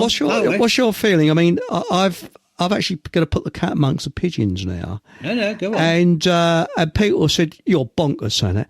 I really do believe that Ronald Reagan and Margaret Thatcher were closet Fabians, because what they did was they destroyed British industry. Margaret Thatcher destroyed British industry like you've never seen before, and set up a perfect foundation for what the Fabian Society wants. I think you're don't be ashamed of feeling that, because I think there's a lot we've still got to learn. I mean, I used to, one of the things I enjoy in history more than anything else is military deception, military intelligence. Join the First World War and the Second World War, and how you evaluate things and what have you. And I was lucky enough because the colonel, the honorary colonel in my regiment, the Duke of Lancaster's Own Yeomanry, the honorary colonel was actually involved in setting up the 20 Committee before D-Day. Now, the 20 Committee, what are the Roman numerals for 20? XX.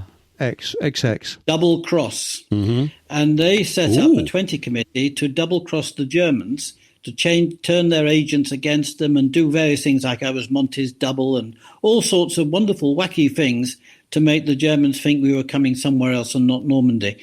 And my honorary colonel, bless him, he was involved, and he used to tell me all about it and what have you. And I've been fascinated by that side of history, how you deceive people.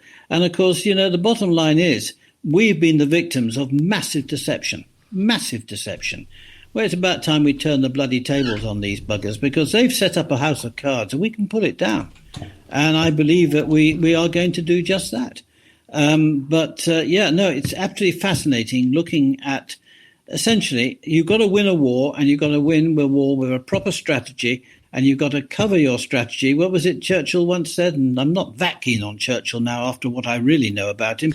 But what was he said? That lies, what is it? The truth is always escorted by a bodyguard of lies. Yes. You've got to cover things up. So as far as I'm concerned... We're not fans round here, Justin, so you're in good company. No. That's an understatement, right? We're really not. Sefton Delmar said he was the top cheese in black propaganda, and I can't repeat it verbatim, but I know this is probably wrong, but I haven't got it in front of me, but it was like, was it propaganda is like a neatly laid English lawn, and this was after the war, and we must stop the weeds of truth coming through. Yeah. But it isn't, you'll find it in different, but it was sort of like that, I've just off my memory. But really, my view now, and I know there was politicians in the past that were possibly genuine, but the more sincere a politician looks nowadays, the more insincere they are. Yeah. They are. Well, that's why I mentioned Thomas Johnson, because there's genuinely a truthful, decent politician. They have been. I mean, the one today who I'd probably give some time to is, David Davis.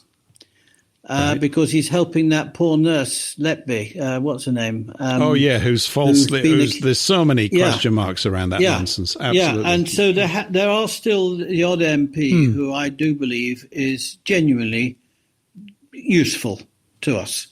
But the overwhelming majority, as far as I'm concerned, can be got rid of. We've got to go back. One of the things we're looking at within our linear network is getting back to, if you like, improving on the Saxon model, the Anglo-Saxon model. We want to have moots where people can come together to discuss things and and we can perhaps use, modern day technology like they use in Switzerland. And maybe that's a possibility. Yeah, or the pub. We also like the idea. Or the pub. Yeah. The pub would be... pub, exactly. The pub would be good. Do we need government, though? Do we need it? That's a very good question. This is the thing. I don't believe we do. No, I really don't. I think you're right. I think it needs to be totally minimal. And witans, and this is what we like, the model we're looking at, a witan in Saxon times was effectively considered wise people to advise the king. Now, obviously, a witan today would have to have some democracy. You can't just appoint people and people can't have a say.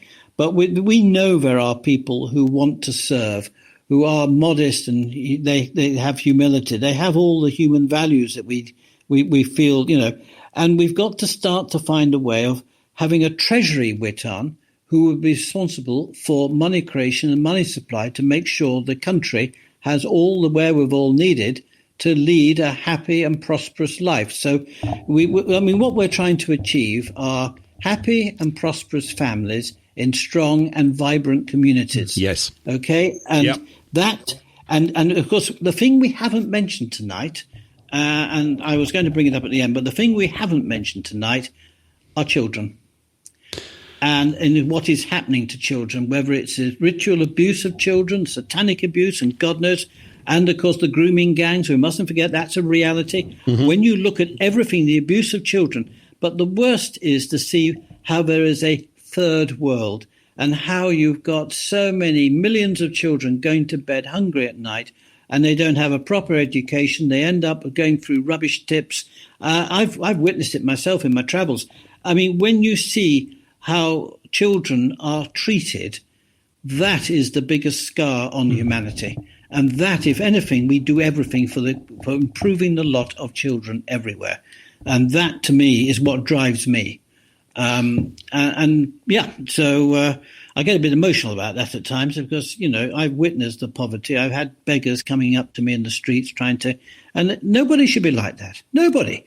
But it's the bankers and the financial situation. Yeah. And the plundering of these nations, as you mentioned before, they are they are now plundered for resources by supranational corporations, which are basically an extension of the hegemony of the city, whether it's the City of London or Wall Street or whatever. It's a big sort of network of basically extractors of value for very, very little actual real work. And this is the whole thing. And of course, these characters have been venerated in films. I'm a Wall Street trader. Look at me make billions. God, so you're a gambler then, and all, and it's not that they lack intelligence; it's just that their intelligence has been hijacked in the most stupid pursuits.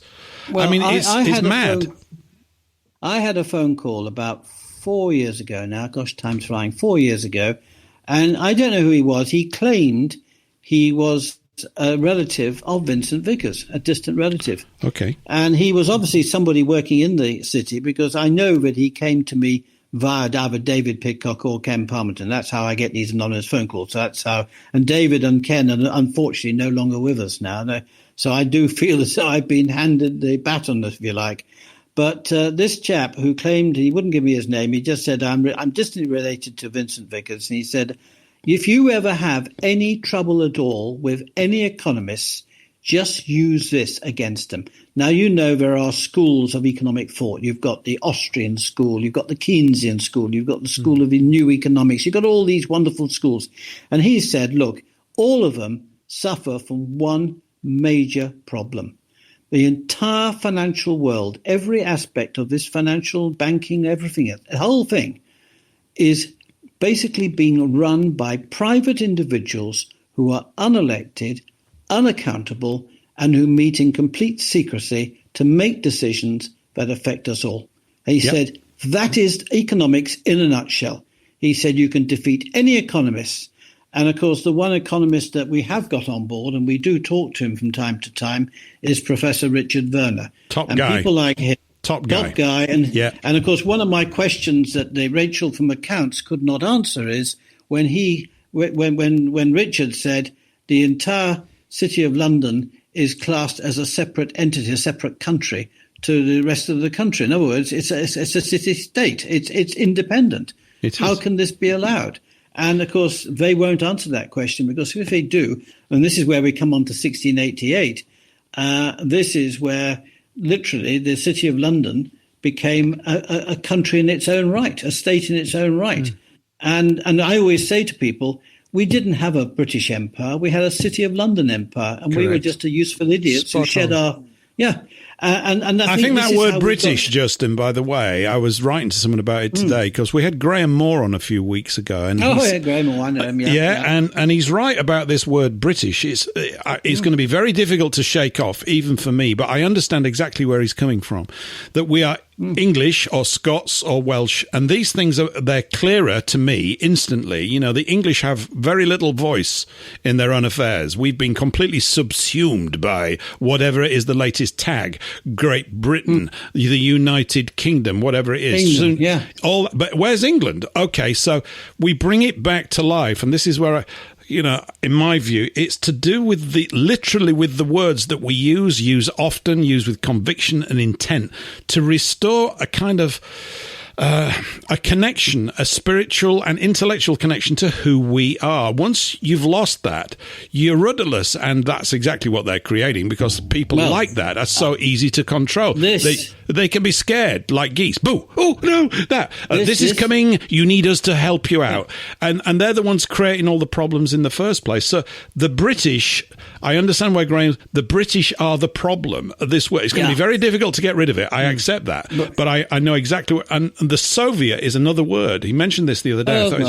That if you think they talk about the Soviets, but people don't talk about the Russians. There's no such thing as the Soviets. The Soviets basically was another label thrown over the Russians to demonize them, and it wasn't even a Russian revolution. We know that. It was a sabotage V revolution, if you get my drift. Yeah. Yeah. You've given me the perfect segue for what I wanted to raise, another book for people to look at. Mm-hmm. And this is a gentleman who I met when I was in the Ecology Party, Green Party, and he's a gentleman by the name of Leopold Kohr, spelled Kohr. And he was the one who inspired E.F. Schumacher to write his book, Small is Beautiful. Mm-hmm. And Leopold Kohr, he was an Austrian Jew with a wicked and dry sense of humour. He was a lovely man. And I was fortunate enough to sit down on 3 occasions with him. And he wrote a book called The Breakdown of Nations. And what he meant by the breakdown of nations, he said, small nations never really create big problems. Small nations tend to create only small problems. And he cited the Holy Roman Empire, which was neither holy nor Roman nor an empire. It was just a multitude of bishoprics and God knows what else. Yeah. But basically his tenet was, he wrote it down in the 1950s. He was doing a bit of a joke, really. He thought it was but then he started to realize there was a lot of truth to it. And it's only when you have a world which has got mega countries, massive countries, which throw their weight around, that destabilizes everything. But if you had a tapestry of countries, small countries who are proud, and he always cites the Swiss model with the cantons and everything as a perfect working model of how it should be, compared to other countries which are clearly not. And I was laughing because I thought to myself, well, do we decentralise England even further? Now, you tell me you're from bloody Yorkshire. Now, speaking as a Lancastrian, I think I've been quite civil to you. I think I've conducted myself in a way. You've been very, very nice to me, Justin, so far. Exactly. I have tolerated you. You have. Not shown it. Well done. Exactly. Now, you keep telling me you're God's country, so maybe you need to be your own country. You may have I've to said be it for Yorkshire. years. When we were growing up as kids, right, we used to talk about that. Seriously, we didn't know why we talked about it, but it was just mentioned all the time. I think I need to go back, become king or whatever we're going to do, and we'll put a bloody wall around it and we'll issue Yorkshire passports. And we say, hey, all you other counties do the same thing. I'll tell you, interestingly, one of the things I've just started watching, just veering off slightly, there was a TV series filmed about, this all sounds bad, doesn't it? Whenever I mention something like this, even I get slightly worried. It was filmed about 11 years back called The Seven Kingdoms. And it's about Alfred. It starts off at least. There's 48 episodes in it. I've watched 4 or 5. It's fascinatingly good. I mean, it's obviously slightly theatrical. This is Alfred the Great we're talking about. Yeah. Alfred the good old great. That's right. Absolutely. It's about the arrival of the Vikings. It's very well done. And it's got a fictional thread in where there's a young English boy who's basically taken away by the Danes to settle something, and he grows up as a Dane, but then he comes back to work with Alfred, and there's all these frictions. So it provides you with all the dramatic conflicts that you need to keep a story propelled forward.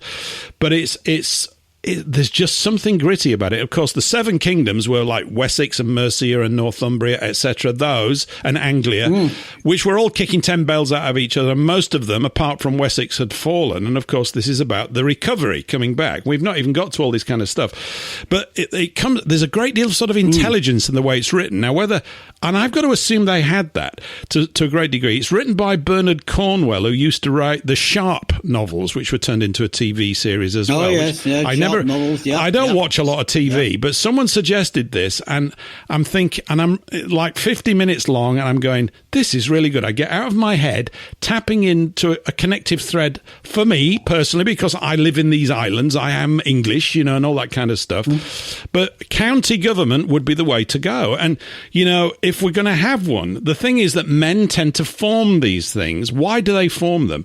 It's not, I don't think in the first instances, it's for negative or cruel or vicious purposes. I think in many ways they do it to ward off the villains in their own community and get them in check. There's it's much more complicated than just these guys are good and these guys are bad. I mean, when they've been consistently bad for like 2,000-3,000 years, you go, yeah, they really are bad. They're irretrievably bad. That's evil what they're doing, because they've developed a culture to support it. But most people, I think, get together. If you look at nearly everything, even the Labour Party now, which is a joke, when it got started in the late 1800s, there was a genuine requirement. 1907, actually. Yeah, okay. So, there was a build-up, or whatever they were doing. The Liberals were falling apart. The working man was being treated like dog dirt. Right? Now, maybe they were instrumental in that as well. You always have to go even back. You go, what were the causative reasons to bring this about? Oh, there was that. And then we look at the Industrial Revolution. And this is what Dickens wrote about. And by the way, on today's image, that is Dickens looking out over London. I'm just letting you all know that. But it was the closest thing I could get to a sort of city-type image for what we're talking about, which I thought was appropriate. And this is what Dickens wrote about, And then you look at the whole... You've done a lot of this with the Chartists, haven't you, Justin, and things like this? Yeah, well, we started a thing called the New Chartist Movement. Yes. I mean, we've been playing around with different things. I mean, we've got the Holistic Alliance for Real Ecology, because we're trying to show the Greens that they've been hijacked by the bankers, by the globalists, by the people who have given them such rubbish as this climate change and all the rest of it. We've gone to the New Chartists to try and remind the Labour Party of their roots. We actually went to Winchester and we did the Winchester Declaration. Oh, that was back in about 2016 or something. I remember that. Yeah, I've got a record of that somewhere. We got 500. We're going to help historians we know we're going to succeed. We know that things are happening. And no doubt the future historians will want guidance. And we actually did the Winchester Declaration because we deliberately chose Winchester. We deliberately, with that wonderful statue of Alfred, we knew that that was going to be the root start of where we're coming back. I think so. Why we like this idea of moots and witons and really putting Alfred back on the pedestal, because he was a great man. He really was. He really was. He was. He was. He's the only king. I mean, Canute, whatever you want to call him, I think sometimes they call him great. But Alfred really was truly the great king of these isles. Yeah. He was. He met a challenge brilliantly, particularly, in defeating the Danes and then not slaughtering them and inviting them to actually become Christian. Exactly. Whatever you may think about that, and I understand all these variations, but it held them together and pulled them together in a particular way. And this route, from that you get... I know he sent his daughter out, just talking about county governments. When he was looking at all these seven kingdoms, his daughter, I've forgotten her name, she did a great deal of work on this. He sent her out throughout all the regions, the other seven kingdoms, and said, come back with all of the best practical laws that actually work from each of these kingdoms. And that's how he compiled the common law. It began this route of the common law, which I view as scriptural law applied in a pragmatic sense to a people that could take it up. And I think this is why it's very important. I want peace for all people, but I understand that I am a Yorkshireman and an Englishman in that order. And even though I don't sound very Yorkshire these days, but I can put it on if I want to. And I go, well, those were the cards I got dealt. Is it not right of me to respect whatever it was that caused me to be born there and not pretend that I can sort somebody else's problems out? When you're talking about the children everywhere, these are and it's a hellish symptom of a disease that sits to a great degree that's infected the West. Let's use that word. It's infected us. And the great point of infection is the currency system. It's not a money system. It's a privately controlled currency system. And why has it gained traction? To a great degree because it's been able to play on a great weakness of all people, which is the weakness of I need more purchasing power at the expense of my neighbour. Yeah. And that's not Christian in the best sense of the word. I'm not talking about churches. I'm talking about being a decent chap and chapess. It doesn't work. It destroys your village when you get aggressively acquisitive people in there. And they had restraints for stopping that getting out. Those restraints have gone because the currency guys, the currency mafia, one of the first things that they do once they've got in charge of that is they invade the courts. You can't get redress of grievances anymore. They hate the common law because, there's actually sections in there that specifically address the group of people, the unmentionables. They're actually written in it. You've got to get out. This is why we go back to 1688, because this was an invasion by maritime law onto the law of the land. The law of the sea invaded the law of the land. Yeah. And this is what always makes me... This is what I'm saying. 1688 now... And I do recommend you go to William Keats. I'm trying to remember what he's... I'll try and get him on in a few months' time, actually. Yes, do that. But his latest research on 1688, he's got a team around him of doing this. I mean, for instance, we're told that James II had to be removed because he was going to impose Catholicism on the nation, and the whole thing was going to be, terrible. So the Protestants had to gather strength and come together, and we had to look overseas to the Dutch to provide a Protestant king with the daughter of the previous king married to him to be queen and all that. But what we're not told is the truth. James II wanted all religions to benefit from openness and transparency. He wanted everyone to be able to worship whatever they wanted without being victimized for it. And do you know who one of James II's best friends was, an advisor? Who? And I don't think you'd never guess.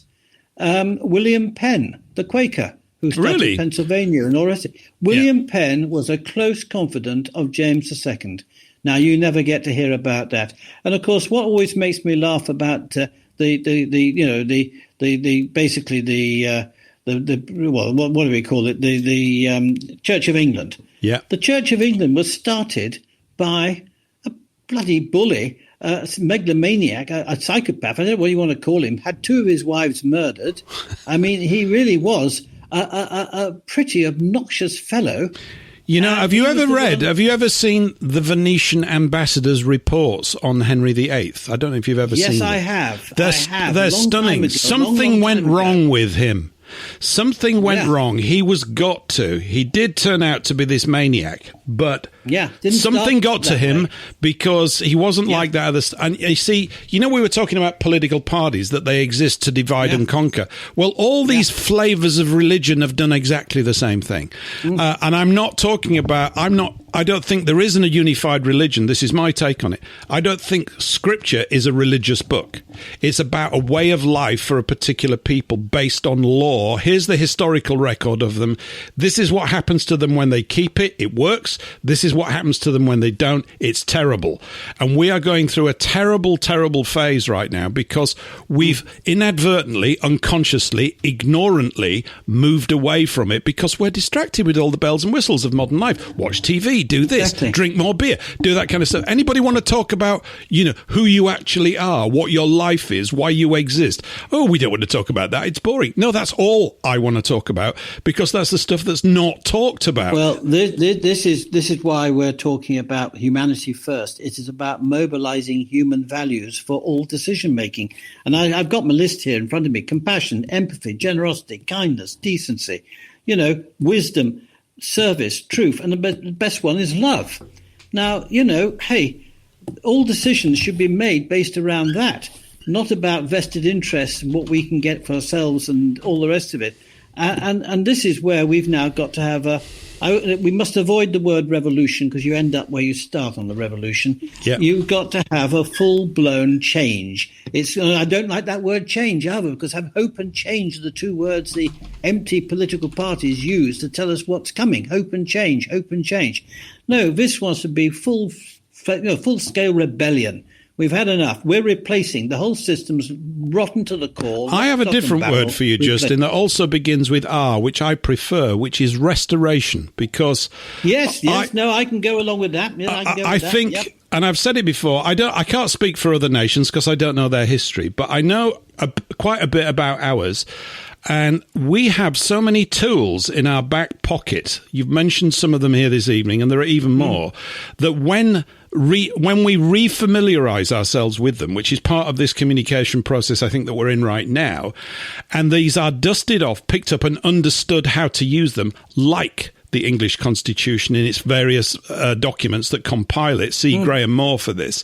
Like Magna Carta, which is part of that thing. You go, hey, hang on, this stuff really is golden treasure. It is, because it's about all the guidelines. You need them. We need law to basically say these are the limits of behaviour if we want to have a go at living a civilised, decent life. We have to put limits on. People go, I want to do anything I like. Well, you can, but you'll have to go over there and do it, because we're not interested in running around naked, covered in blue paint, screaming at the moon. That's not what we want to do. We think that's a pretty silly... I thought you were doing that to get the rain. Well, I'm going to be doing that this evening after the show, of course, in the night time when my neighbours can't see me. Of course, I've been out there the last few days and all that kind of stuff. Yeah, someone's got to do it. It's a hard job, Justin, but someone's got to go out there and get covered in woad and yell at the moon. Where we live, you move up to Lake District and we're all right. We've got our rain. You know, it's lovely.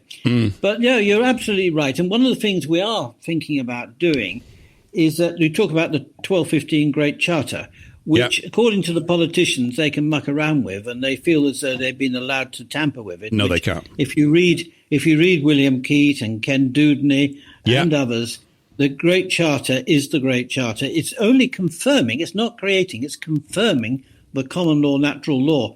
Well, one of the things we've got to think about is a new addendum to the Great Charter, not to change the Great Charter, but to have an addendum. And one of the parts of that addendum would we reinforce the Great Charter to bring it up, if you like, to today's language, so they understand the importance of what the original Charter was about. But also we have to remove the ancient privileges from the City of London, because you can't just do it through a parliament or something like that. Basically the privileges granted to the City of London were granted by William I to start with, but then gradually over a period of time, and of course 1688, of course, they got there. The only way you can overturn that is by doing an addendum to the Great Charter and having the king... It needs to be restored. It needs to be restored. It just needs to be restored. Were you taught it at school, Justin? Were you fortunate to have it addressed at school at any point? What, Great Charter? Yeah. Yes. Oh, no. I wasn't. We did... Oh, well, they didn't tell us a diddly squat.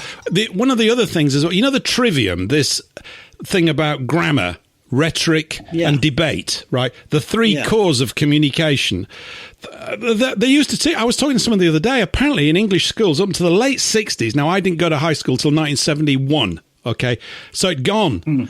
And I'm going, look, we're going to do the trivium. And of course, the word is enough to make you puke if you're from Yorkshire. Isn't it called chips or something? You know, it's just not, it's a funny word. You know what I mean? Is that Latin? I'm not putting up with that crap. That's how we used to respond. All that dead language. But it's absolutely sound. You know, here we are using words. Even all the sciences have to be described, in our case, in English. They have to be. I can't comprehend what you're saying otherwise. So the language is the pinnacle of all these things. And it doesn't Scripture say it? In the beginning was the Word. And it seems to me much of our sort of the fact that we've become lost a great deal. All these definitions of words have been shifted a bit and nudged over there, and we'll call it this and this means that, and you're all included. You go, whoa, this is so imprecise. Language can be absolutely 100% precise. And when it is, you get clarity in the head of the student, and then everybody looks at one and they go, do we all know and understand the same thing? This is the great challenge. You could read a book, I could read the same book, and we might have a difference of view about what we've read. This is natural, okay? So we might have to talk about it and go, does that really mean that? In other words, what's that thing? Comprehension? It's very low. It's a very low level out there. People do not comprehend what they're actually hearing, even half the time what they're saying. I include me at times, you know. I'm going, I could have said that better.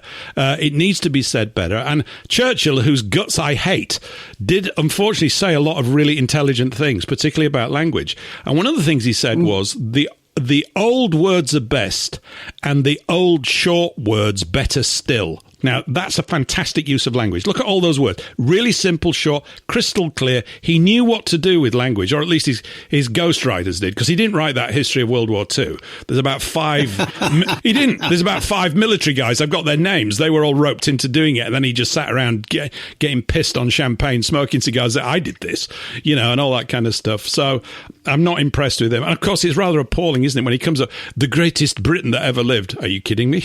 What are you talking about? I'm finding it quite funny because I turn my head. I'm looking at my collection of classic books, and I've got the first edition of all 5 of those books. Have you? So yeah, if you want the names of Major this, that, and the other who wrote all these sections, somebody did a post on it. It's fantastic. Those guys knew what they were talking about. The general who I admired most in the Second World War was the Alan Brooke, General Alan Brooke, who later became Field Marshal Alan Brooke. Yeah. And he was the one who kept the Americans and Churchill and everyone concentrated on a strategy. And that's why I'm so keen on talking about strategy for how we get out of this mess, yes, and how we collapse the House of Cards without having hierarchies and leaders and having our version of Farage and God knows what else. We just need people to just stand up and say, sorry, we're not playing this game.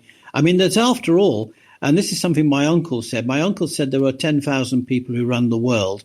When I spoke to a guy who was he was asked to he was asked to take part in a child sacrifice to join the Bank for International Settlements, a Dutch banker called Ronald Bernard. And I talked to him, and he said that 8,500 people run the world.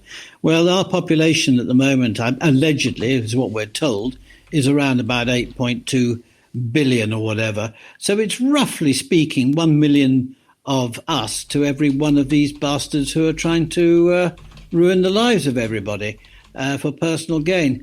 So I actually feel very confident that we are going to win this, but we need a strategy. And Alan Brooke, when you read his rows he had with Churchill, and Churchill was boozed up, and there's nothing wrong with being boozed up. I mean, I like to think some of my best ideas come when I've had I was just assuming you're completely boozed up for this show, to be quite honest, Justin, and holding your liquor really well. It was only 3 glasses, I'm afraid. Maybe you're letting the side down. This is terrible. This is no good at all. I was contemplating a glass of Madeira as well, but anyway, there we go. But I do like my Madeira. My great-grandfather was buried on the island of Madeira, and I love Madeira. It's a lovely place. Great cake as well. Yes. Nice cake. Yes. I like Madeira. But no, joking apart, I mean, yeah, Alan Brooke, I have my favourite corps commander was Brian Horrocks, whose family came from Bolton, my hometown, and in fact, but one of the things I'm telling the wife, I said, when I die and I've helped save the nation, I want a state funeral in Bolton. I'm not having it in bloody London. I'm having it in Bolton. Bolton. That's where you can imagine. I love the accent around there. Isn't that where Peter Kay's from around there? Well, it is Peter Kay. In fact, it's the irony now. Had my parents not moved to Southport and then various things, had I stayed in the house we were at, we would have had Peter Kay as our neighbour because he's in the house next door now. But I do laugh because one of the people I knew very well was Steeplejack Fred Dibner.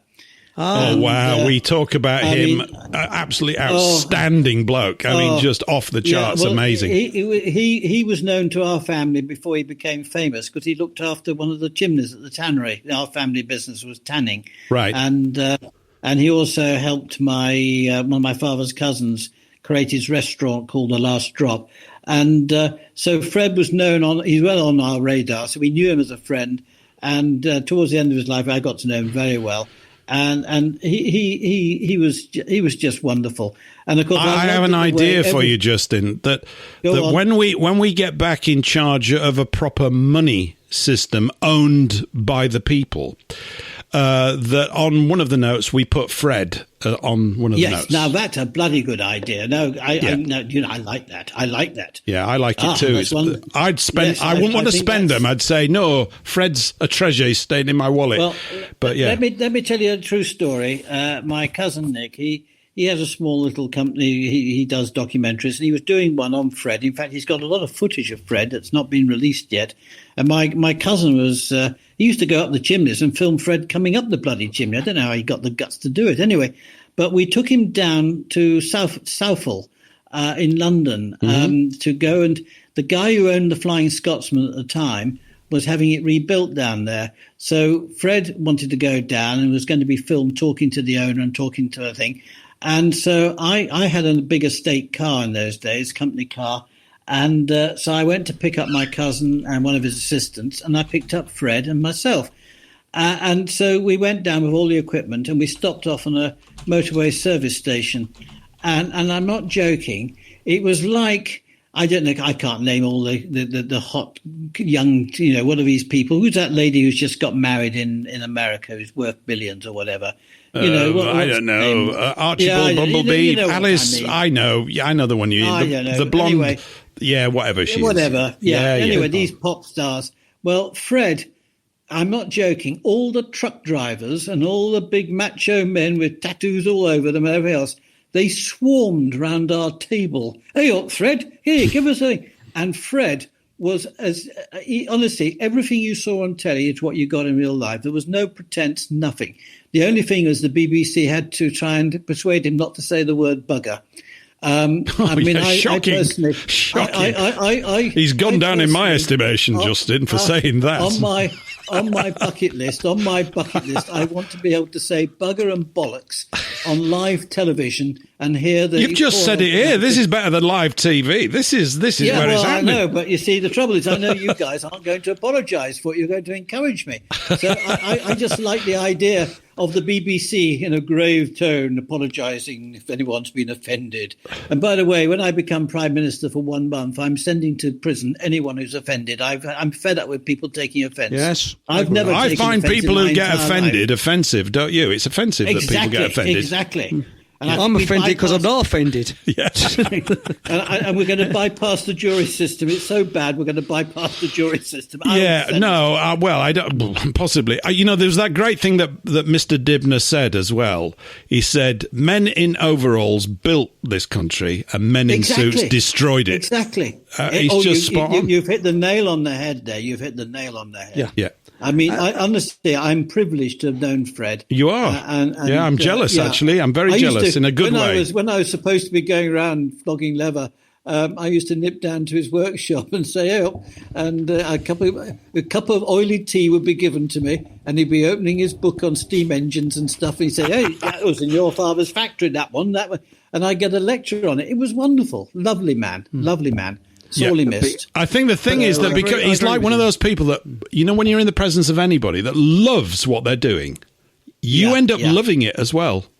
It doesn't matter what it is. When someone is actually just and the way he talked about steam engines when he did the steam engine programs, you just go, I could just watch this all night because this guy's in love, and that love, it's not sort of a puffy look. It's like a real passion for what he's talking about, and it's just redolent with all of these things that we associate goodness with. Possibly falsely, but I don't care because it just gives you that warm feeling in your heart, and you're going, "Look at this! A good bloke on the earth doing this stuff." And when he used to go up those chimneys, I used to just brick it. I can't watch people on heights on film. I can't stand it. I just go, what the bloody hell are you doing? He's like a chimney monkey. When he went up the thing, they never showed you him putting the ladder up. I'm going, how did you put the bloody ladder up in the first place to get up there? I Unbelievable. I was allowed to watch that once. That was incredible to how you get started, Yeah. But I used to say, one slip and it's half a day out at the Undertaker. I mean, he really, I mean... And he'd come down, have 3 pints for lunch, and then go back up in the afternoon. I know. What? We're just not made out of that stuff anymore. I don't know what stuff he was made out of, but it's just amazing stuff. One of the things I'm proud to say I'm a Lancastrian is that the day when we woke up, we heard that Diana had been killed in a road traffic accident. Yeah. And we were actually going on that day to watch Fred drop a chimney at Chorley, near Bolton. And so we thought, is it going to be cancelled? No, everybody turned up. And I'm not joking, must have been 10,000 people there watching Fred drop a chimney. Right. And, of course, doing it the old-fashioned way, undermining it, et cetera, et cetera. But the black humour was incredible because everyone was in a state of shock about Diana. Yeah. But even one of his mates, one of his helpers said, "Hey up," it said, "Paparazzi wouldn't chase Fred. They wouldn't know what to do. His Land Rover can't do faster than 20." And, and they were cracking jokes. And that, to me, even though they sound like very poor taste, that explains That's what we're like. That's what we're like over here. That's what it's like round here. And that's what they're trying to chew up. All of that kind of resilient cheek and mouthiness. And, when we were talking earlier today, and Eric talks about this loads, and he's absolutely smart, we talk about humour. To humiliate them because they can't abide it. So that's what we got to keep literally extracting the urine from them all the time. If you want to know how to spend the rest of your life, you couldn't pick a worse thing than that. It's a really good thing to do. It's just develop it. And it's an Achilles heel. And of course, the other thing is they like to show off. This is the one thing that I learned from my uncle and meeting people socially that I did at an early age. They do like to tell you what they're doing. Well, they love their medals and their plumes and all that sort of poncing about and all that stuff. Did you actually fight? No, they didn't actually do any of that, but they like to be on parade. And you just go, what are we dealing with? Why? In other words, there's a part of most human beings that are literally ashamed to do that. And they don't have any shame at all, do they? None. Not that I can detect. It's as I said, and I look at the royal family today, and I'm a monarchist, but not for the royal house that we have. Yeah, I don't have. I mean, my favourite monarch, and I have to say, I have a total love affair for this guy, King Haakon VII of Norway, who was he's a Danish prince, and when Norway ceded from Sweden in 1905. They said we ought to have a royal house. We need to. So we look around for a spare prince, and they found this chap in Denmark, and he came and he said, well, look, I can't just walk into your country. I've got to know that the people want me. So he agreed to a plebiscite. So he was an elected monarch, rather like the Saxon kings were elected. They were elected by their peers. Do we want him? Is he not just automatic promotion when the father dies or whatever, you become king or queen or whatever. Mm-hmm. No, he said, no, I'm going to, I need to know that the people want me. And apart from 50,000 communists, they overwhelmed. But he then went to see the communists to say, I'm still your king and anything I can do to help you. And of course, he stood up to the Quislings. And when there's an excellent film called The King's Choice, I recommend it. It's been out about 5 or 6 years. And it's a Norwegian film, but it showed how essentially he managed to keep the Norwegian government together. They went into exile and carried on the war until they got freedom. And that to me, he was a true monarch, very humble, lived a very humble life. He didn't really want a lot of wealth or anything like that. And that's a sort of king or queen we need today. But not a royal family that's been tarnished the way the House of Windsor or Saxe-Coburg and Gotha has been tarnished. Have we ever had a King Justin? We've certainly never had a King Paul. No, you can forget that. No, I wouldn't mind it. I'd look quite good with that crown and a sceptre. And be all right. I'd do a good job. I did jokingly say to Neil Oliver a few months ago, I said, he's so popular when he speaks. I said they'd be wanting you as king. He's got to be the King of Scotland. He's got to be. That's true. Yes, no, King Neil. He can't. It's just not on. It'd be wrong for everybody. He can't go and let the Scots down by not being their king. But, let's get some kings back. Why do we let's just get a whole people's thing? Someone's written a thing about memes here, which I thought was really rather witty. It's been deleted. No, has it? I don't know. It's about memeing. I can't read it now. About memeing them to death, and I think it is. All this humiliation stuff. It's wonderful when we can use AI against them. AI's. Oof. Well, you know what we've got in Yorkshire, don't we? You, Justin? We don't have AI. We have OI. And that stands for omnipotent intelligence, which, of course, all Yorkshiremen are born with. It's just that they don't show off. They just get drunk instead. Oh dear. Can I just say one word? Can I just say one word to you? Yeah. Bosworth. What happened there then? I can't remember that. That was just a little incident. We got Henry VII, but Henry VII was a pretty ghastly fellow. In fact, I think after Richard III and what we've learnt about his body coming up from the car park and everything else, that Shakespeare Shakespeare stabbed Richard III in the back. I think I'm going to have to say I would probably have backed Richard III over Henry VII. So there you are. That's coming from a Lancastrian. So consider yourself honoured tonight that I have said. I do. We're not behaving disgracefully, are we? Like some of our forebears did. We're behaving very, very well. Somebody here doesn't go. So Mike Manchester said King Paul the other one, as in King Paul the other. Well, that's a little bit of a shocker for my reign. I'm a bit put out by that. But yeah, no, I mean, I'm definitely not for it. We're out of time. We're out of time. Look at me. I'm not paying attention. Just hang on a second. I've got to play a song. I've got to say goodbye. Yeah, we were gassing some. We've got to say goodbye to WBN 324. We'll be back again same time next week. We're carrying on at FFT Radio. In the final hour, we've got Monika Schaefer rocking up in a few minutes' time. We'll just finish off, Justin, after this. I'm going to play a song to take us across the break, and we'll be back on the other side. You want to keep on listening, go to fftradio.com or paulenglishlive.com and you can come on in. Here's a song by Geraint Watkins. I haven't played this for a little time. It's quite nice. Heaven Only Knows. We'll see you on the other side of this.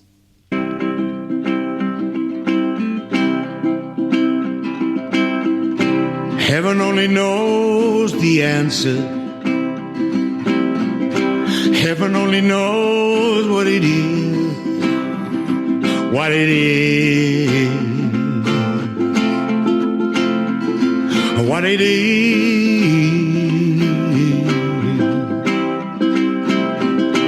Heaven only knows what I'm thinking.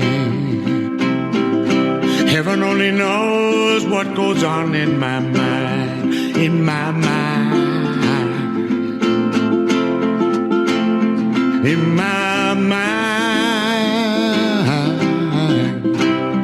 It's no secret. Heaven only knows. Heaven only knows why I love you. Heaven only knows what I feel like I do. Like I do. Like I do. It's no secret. But heaven only knows.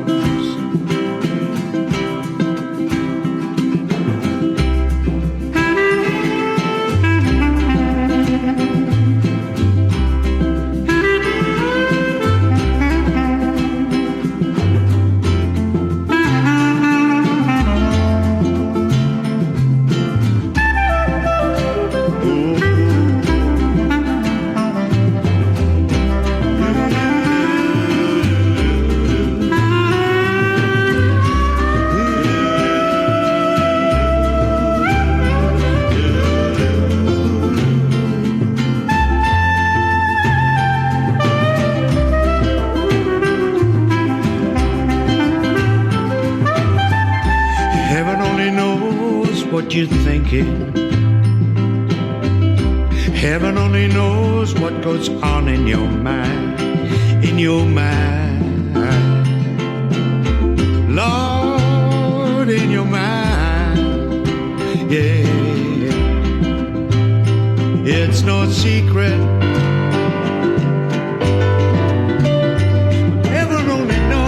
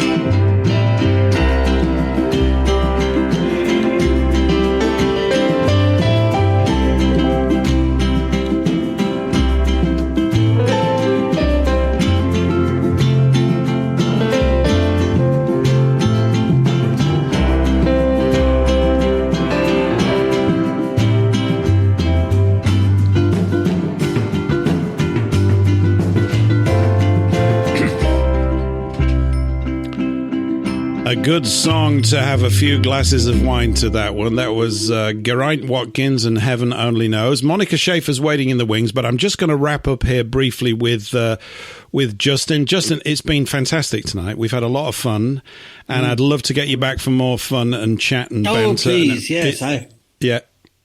I thoroughly enjoyed it. Thank you, Paul, for inviting me. It's been great fun. It's really good to get it, as it were, from the Bradbury Pound horse's mouth about all of that stuff.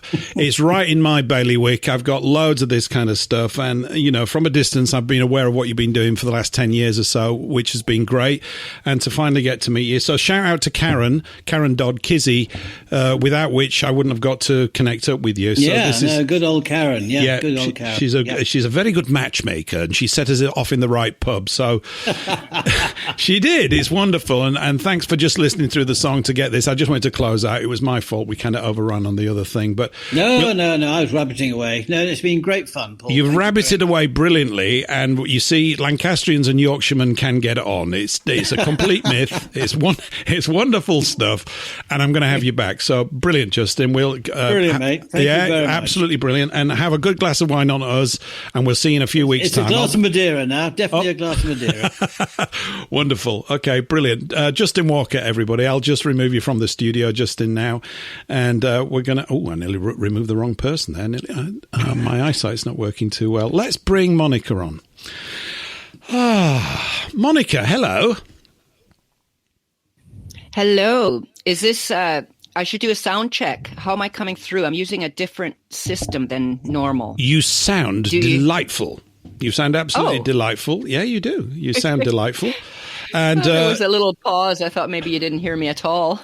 Well, you've had me in a panic for the last 24 hours. I shouldn't get in a panic, should I? I'm thinking, no, I know, but I do. I just do. I need reassurance all the time. I thought, maybe she's off chasing, I don't know, antelope or whatever you've got over there in Canada, or you don't have those, but bears and cougars. Yeah, absolutely. And so now, you know what? It was a month since you were on, and this month seems long now. This is a long one. It seems quite a while since we had you on, whereas previously it's like every 10 minutes. But this seems quite a stretch, actually. And of course, you're lollygagging all over the place because you were with Eric on Monday. I couldn't believe it. It was just unbelievable. You're just on all of the radio shows. Eric's here, of course, because he just can't get enough of you, Monika. This is what's going on. Hello, Eric. Long time no see. That's right, yes. By the way, being a lady of the Canadian Rockies and that, I think you're in the Rockies, aren't you? Somewhere around there? Yeah, I'm just on the western side of the Rockies. I used to be right in the middle of the Rockies when I lived in Jasper for 37 years, but now I'm just west. Really? Yeah. Do you know how to catch a polar bear? No, I do. Do you really? How? Yeah, How you drill a hole in the ice, and then you put peas around the outside of the ice, you see, around the hole, you see. When the polar bear comes for a pee, you kick him in the ice hole. You do come up with some. Yeah, that's good. It's a surprising start to the show. Yeah, this is good. Yeah, we just want gags, Eric. Just tell us loads of gags. That's what we need. We need gags and gags and gags. That's what we need. Life is too serious, right? So it's good. Gotta get some laughs. When we take control, I think we will make I'm a Lumberjack the national anthem of Canada. Do you remember that on Monty Python? I'm a lumberjack and I'm okay. Yes, that would be perfect. It would be good. For now, for Justin Trudeau, that would be perfect for him, actually, I think. Justine, yes. Yes. It would. It would, wouldn't it? Because the lumberjack wants to dress up as a lady at the end of the singing sketch, doesn't he, or something? That's right. It's all a little bit weird. I know there's all that stuff about Justine Trudeau, but I don't think that part of it is true, but I do think he was fully groomed from a young child up to take his role as prime minister. And I don't buy that he started out as a girl. I just don't think so. No, I don't know. I think there's a lot of that stuff floating around. Now that people know that, I think that some of it went on. It's as if people look at things and go, start ascribing that condition to everyone and go, no, just hold back. It just gets mad. It gets out of control. He was actually brought here by aliens, and turned into a woman, and then he pretended to be a box for 4 years. It's just a bit bonkers. Anyway, his dad, Fidel Castro, must have had a say in the outcome of his life, one would have thought. Don't you think? Well, okay, and I was just going to say about his so-called dad, Pierre Elliott Trudeau. The thing is, he was already on the map, you could say, that publicly when the 3 sons were born, you see. So I don't know. I mean, I know that, things are planned far in advance, but that type of thing, that this was a girl. And I mean, I remember those years when their 3 sons were born, and, there's Sasha, Justin, and I forgot the other son's name, but one of them was killed. I think I might have told Eric that on Monday, but really, one of them was taken out. I mean, they say he died in an avalanche and ended up in a lake, and they never did retrieve his body. And there was a car accident not too long before that he was meant to die in, because that other son was probably not going along with stuff, and maybe was talking a little too much or whatever. I don't know, but they did take out one of those children, but they called it an avalanche, a ski mountaineering accident, and his body ended up in, I think it was Kokanee Lake. That's right. Yeah, you mentioned that on Monday. Yes. Yeah, I've been. But maybe he went to Castro and said "Daddy" or something like that. You never know. Anyway, so there's a lot of weird and shady stuff in that family. And I do believe that Justin Trudeau, he was groomed and probably abused as a child. Probably, what do they call that, ritual abuse that does, they can put mind control on them so that, they can trigger them with certain words to just be completely controlled. Yeah. So I think that's what the case is. But as far as him having started out as a girl, I don't believe that. And it's not that I don't think that goes on in en masse, like a lot, like in Hollywood characters and actors that we've been told are women are actually men, or maybe vice versa to a lesser extent. But anyway, I don't think that's the case with him. People call him Justine Trudeau. Somehow I just have not been convinced of that. No. Obama's husband, though, I think he's definitely a Oh, definitely. What, Mick? There's some buts about that. Yeah, Michael there. Mick. Yeah, Michael. Mick. Mickey. Yes. It's a real pun. Like, what was the name of that? Bum, isn't it? What was the name of that comedian who died shortly after she said, "Oh yeah, everybody knows that"? What was her name? That's the comedian. Comedian. I can see it. And she was taken out very shortly after that. She was gone. Joan Rivers. Joan Rivers. Yes. Joan Rivers. Can we talk? Your memory. What's that? Where's that voice come from? God, it's very loud from across the Atlantic. Paul's here as well, Monica. You can probably tell. Hi, Paul. Oh, I'm sorry. I thought you were talking about my mic. It was Joan Rivers. She made an off-the-cuff comment to paparazzi that were questioning her while she was walking up some stairs. And then, like 2 weeks later, she died from complications from a medical procedure. Oh. No, the complications were from the... Yeah, you know what I mean. We know. There's a lot of that people die of complications from a minor procedure. A lot of that. I nearly died just then because a cat just walked into my radio studio. Can you believe that? It did. I've got the door open because it's so warm and muggy. Yeah, so it made me jump. And then I made the cat jump. Sorry to hijack the conversation, but there we go. Maybe the cat's protecting me. I don't know. Anyway, where were we? Joan Rivers. Did she have any cats? I don't know. You were talking about memes shortly before the end of the Somebody last was. They put a very witty comment in. They were just saying, we basically, now we make memes about them, then we meme them to make them upset, then we make memes about them being upset. And I just thought, yeah, why not? Yeah, so memeing is quite a new thing. It's a great thing as well. Well, not that new.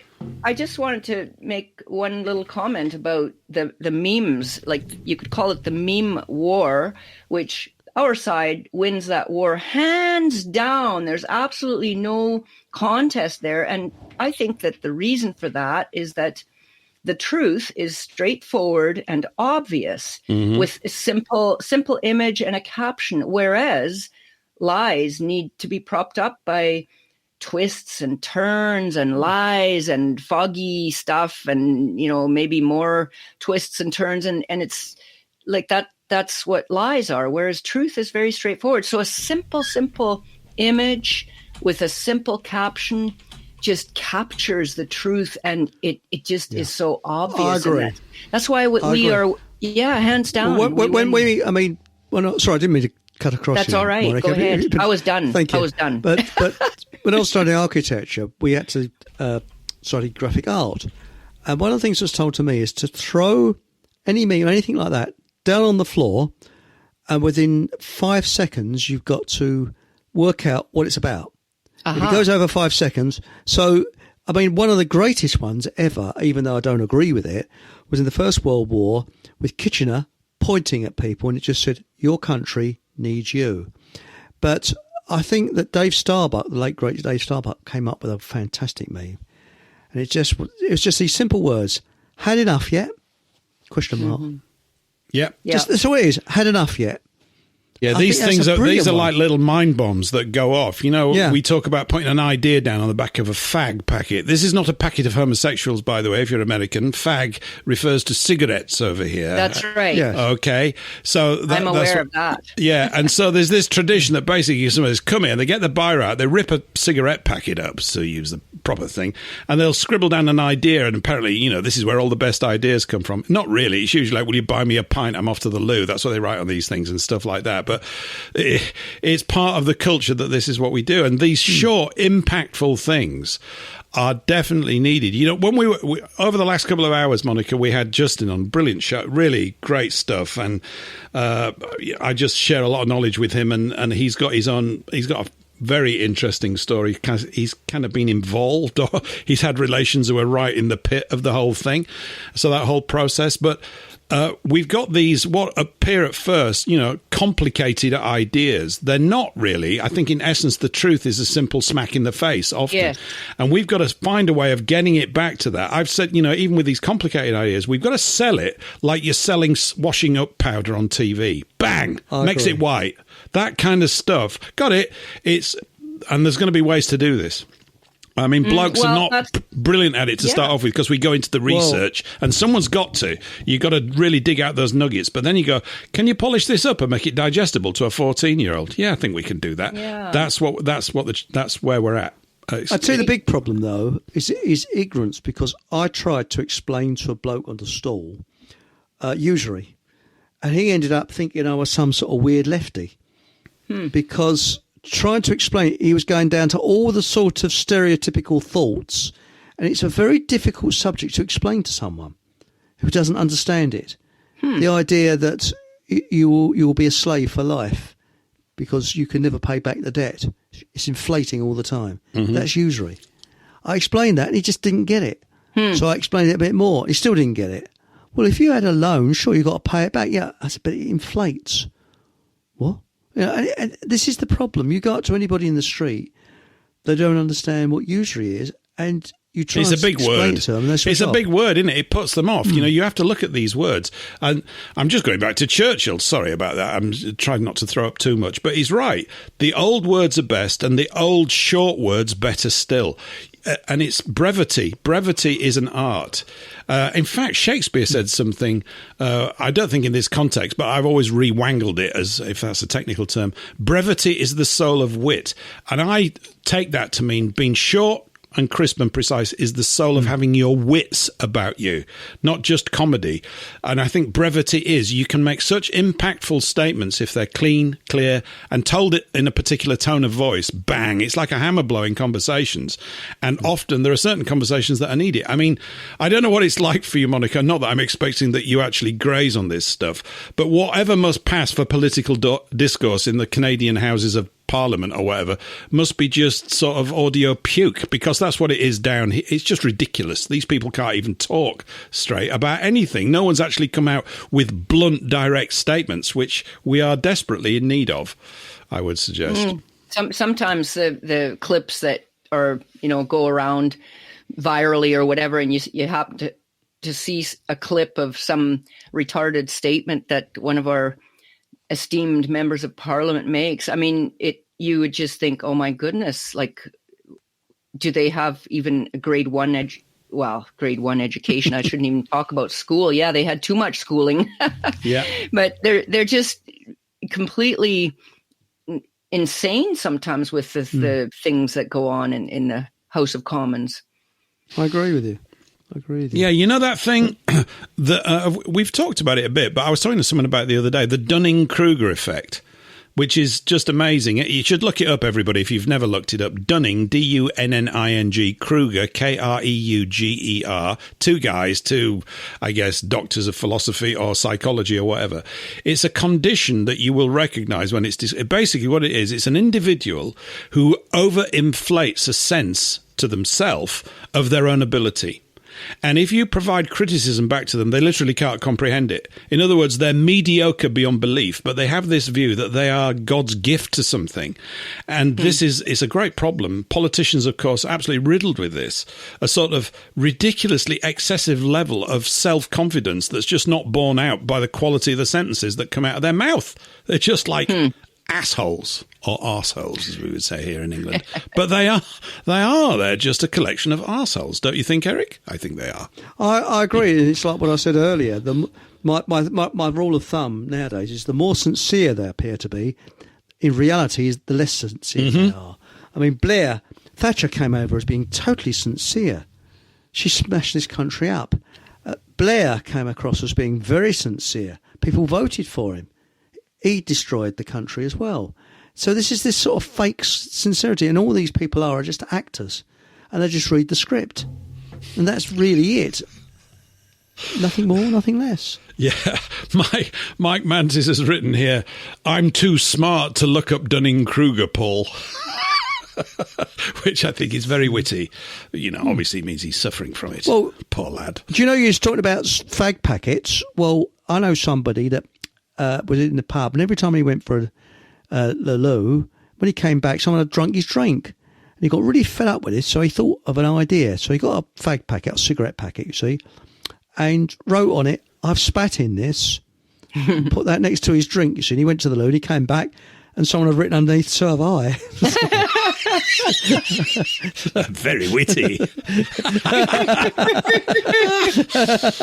Oh, you don't get comedy like this anywhere else, folks. This is what it's like round here. I'm laughing, I've heard it before.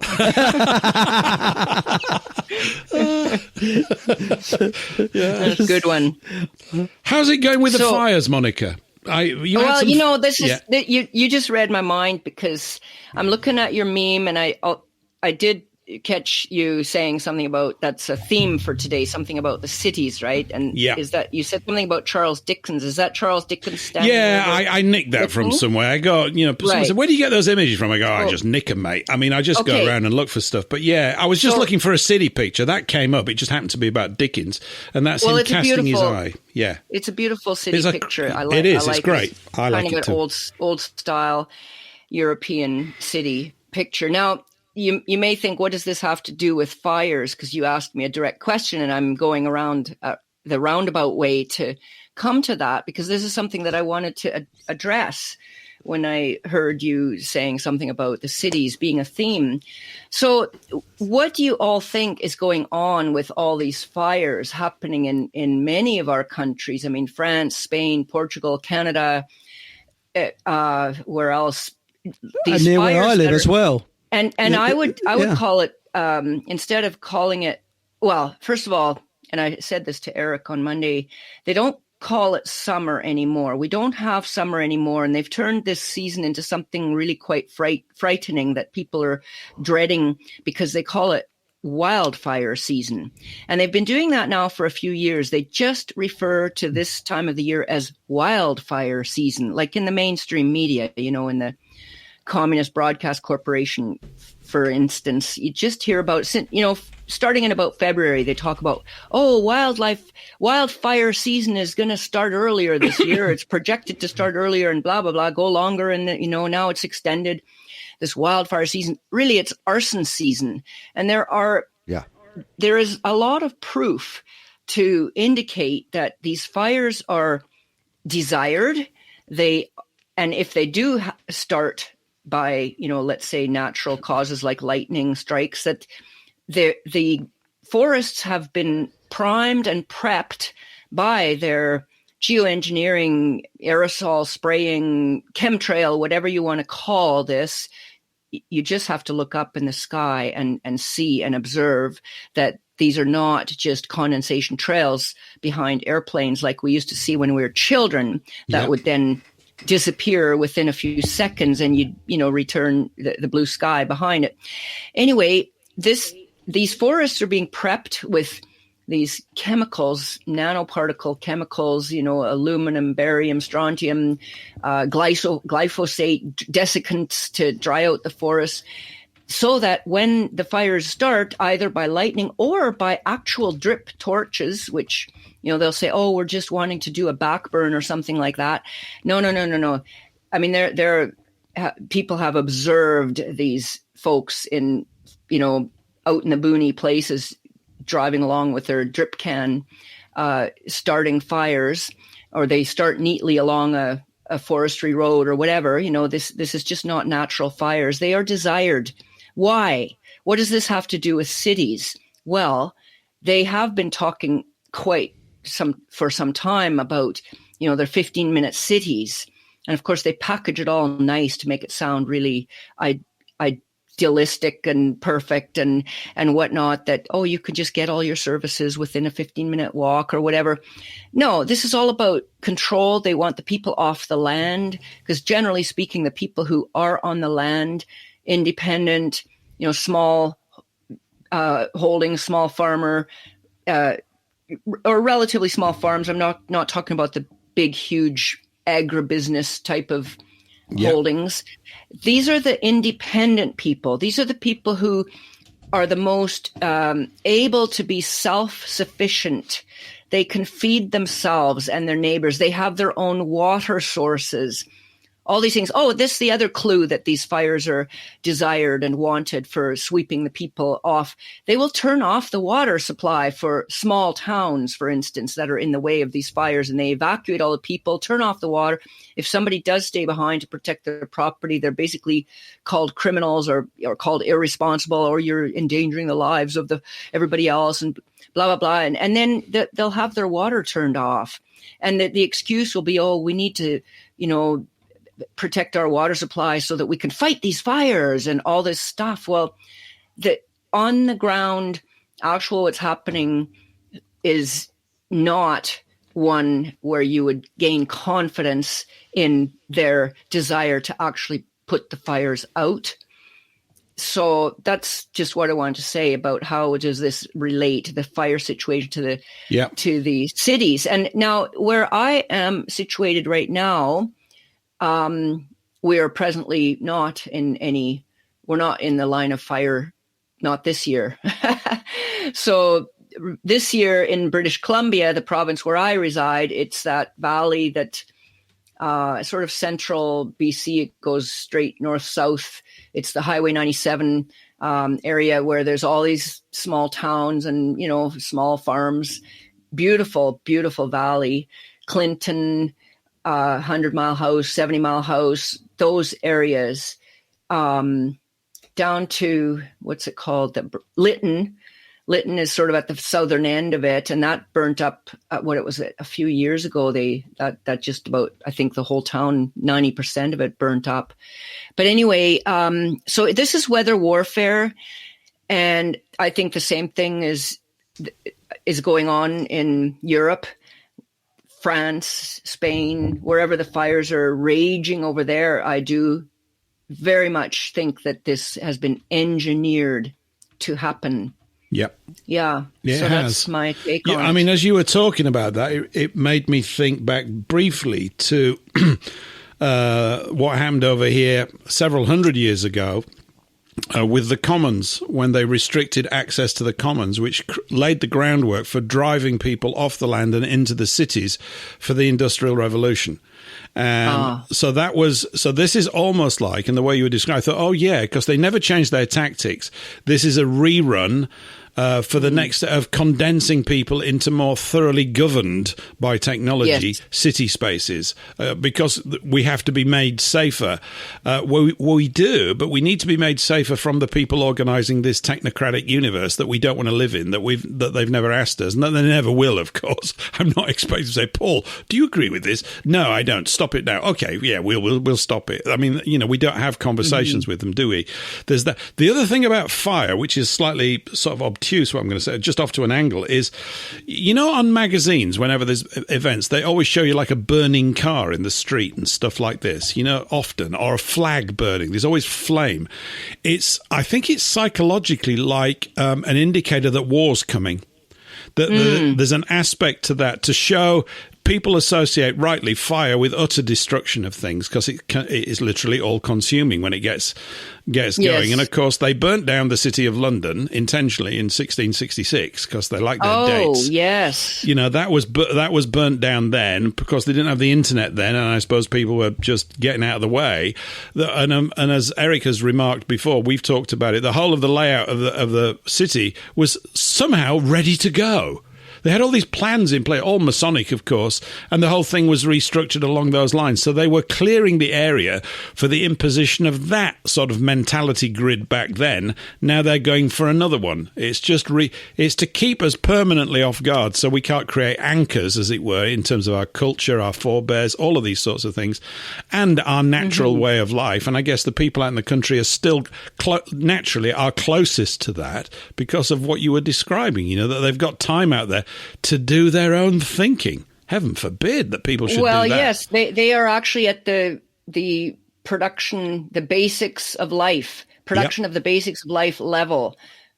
So they are the food producers. They grow the food. They are the closest in touch with the natural world, which is life-giving, right? So in the cities, that's not the case. And then the food will come from these corporate farms. I mean, we have heard that Bill Gates has bought up huge tracts of land in the United States. Why would Bill Gates buy up all this farmland? I mean, he's not a farmer, right? Mm-hmm. So it makes you think about that. Okay, they're wanting to wipe off the small farmers, get them all into the cities, make a culture and a reality of deficiency. There's always a deficiency. People are not getting their needs met, not easily. And so that we're always feeling like, okay, there's never enough. And that also kind of puts us straight into the jaws of the beast, I would say, in terms of their government. Okay, we'll take care of you now. And the people will be they want to drive the people to such a desperate state that the people will be, yes, please help us. And then the people get their handouts. I mean, just think back to what happened when COVID was rolled out, when that was engineered.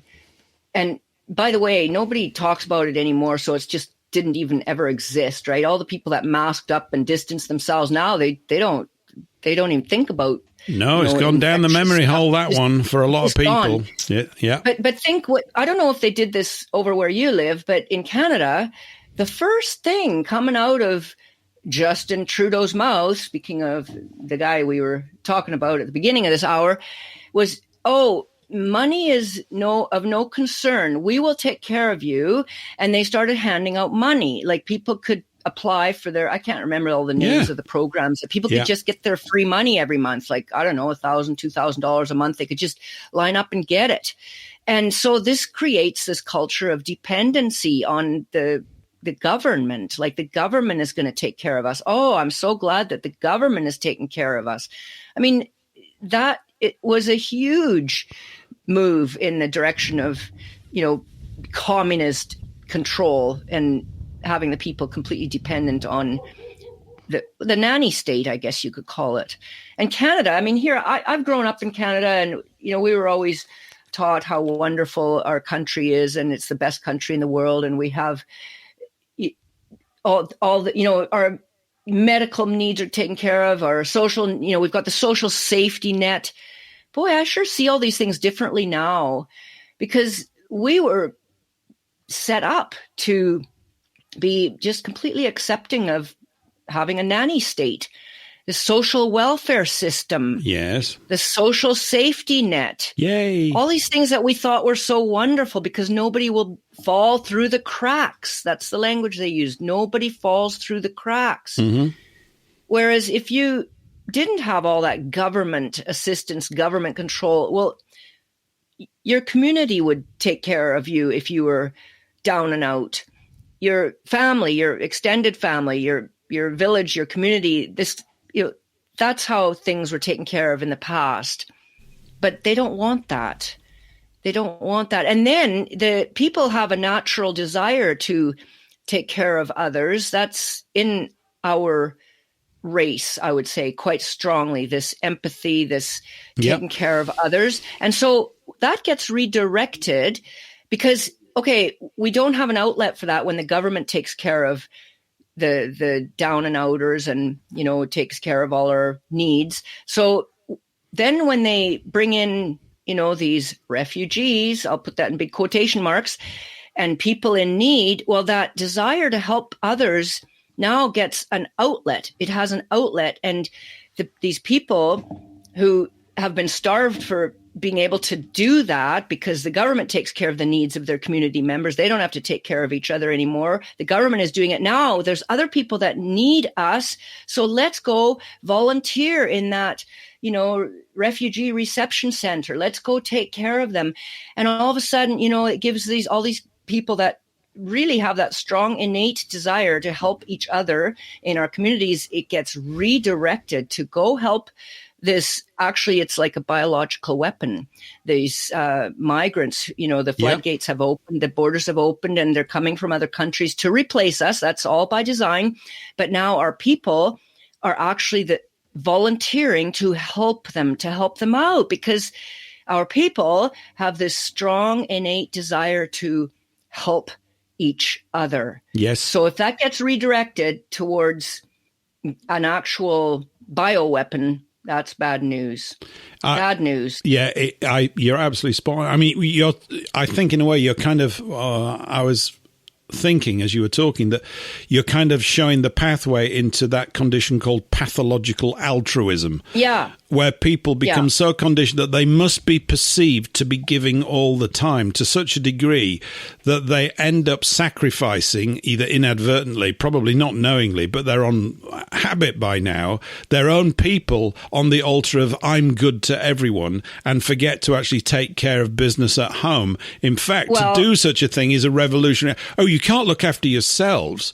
Your job is now to be at the beck and call of these other people, because if you're not, you're evil, you see. You're supposed to basically give up your entire life for people that have not managed to sort it out themselves. That's a bit harsh. I know that there are reasons why they haven't.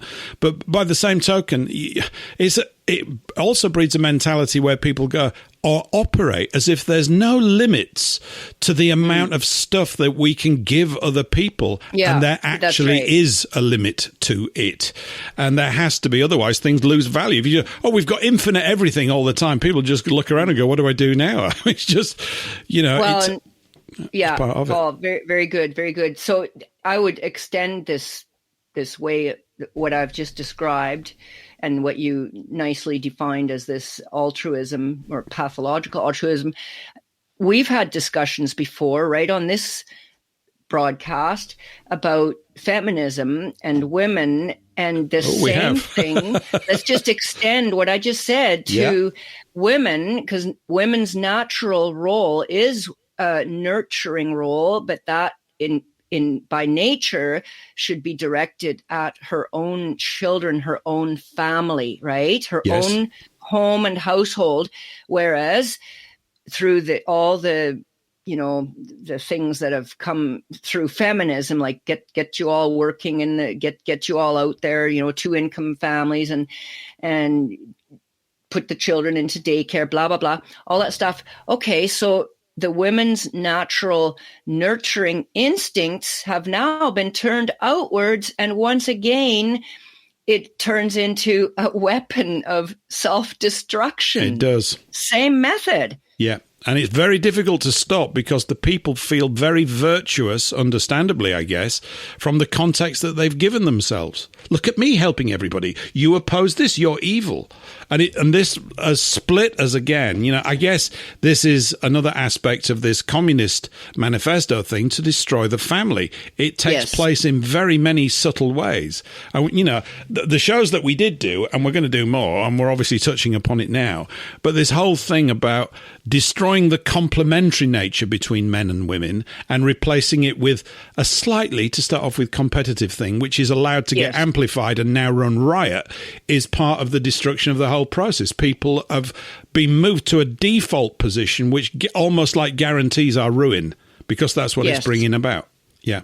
Yes, indeed. You're absolutely right. This slight competition gets amplified to the point where it's toxic masculinity, and that there's hatred, between the sexes. It's unbelievable. Have you got any toxic masculinity, Eric? Have you got that?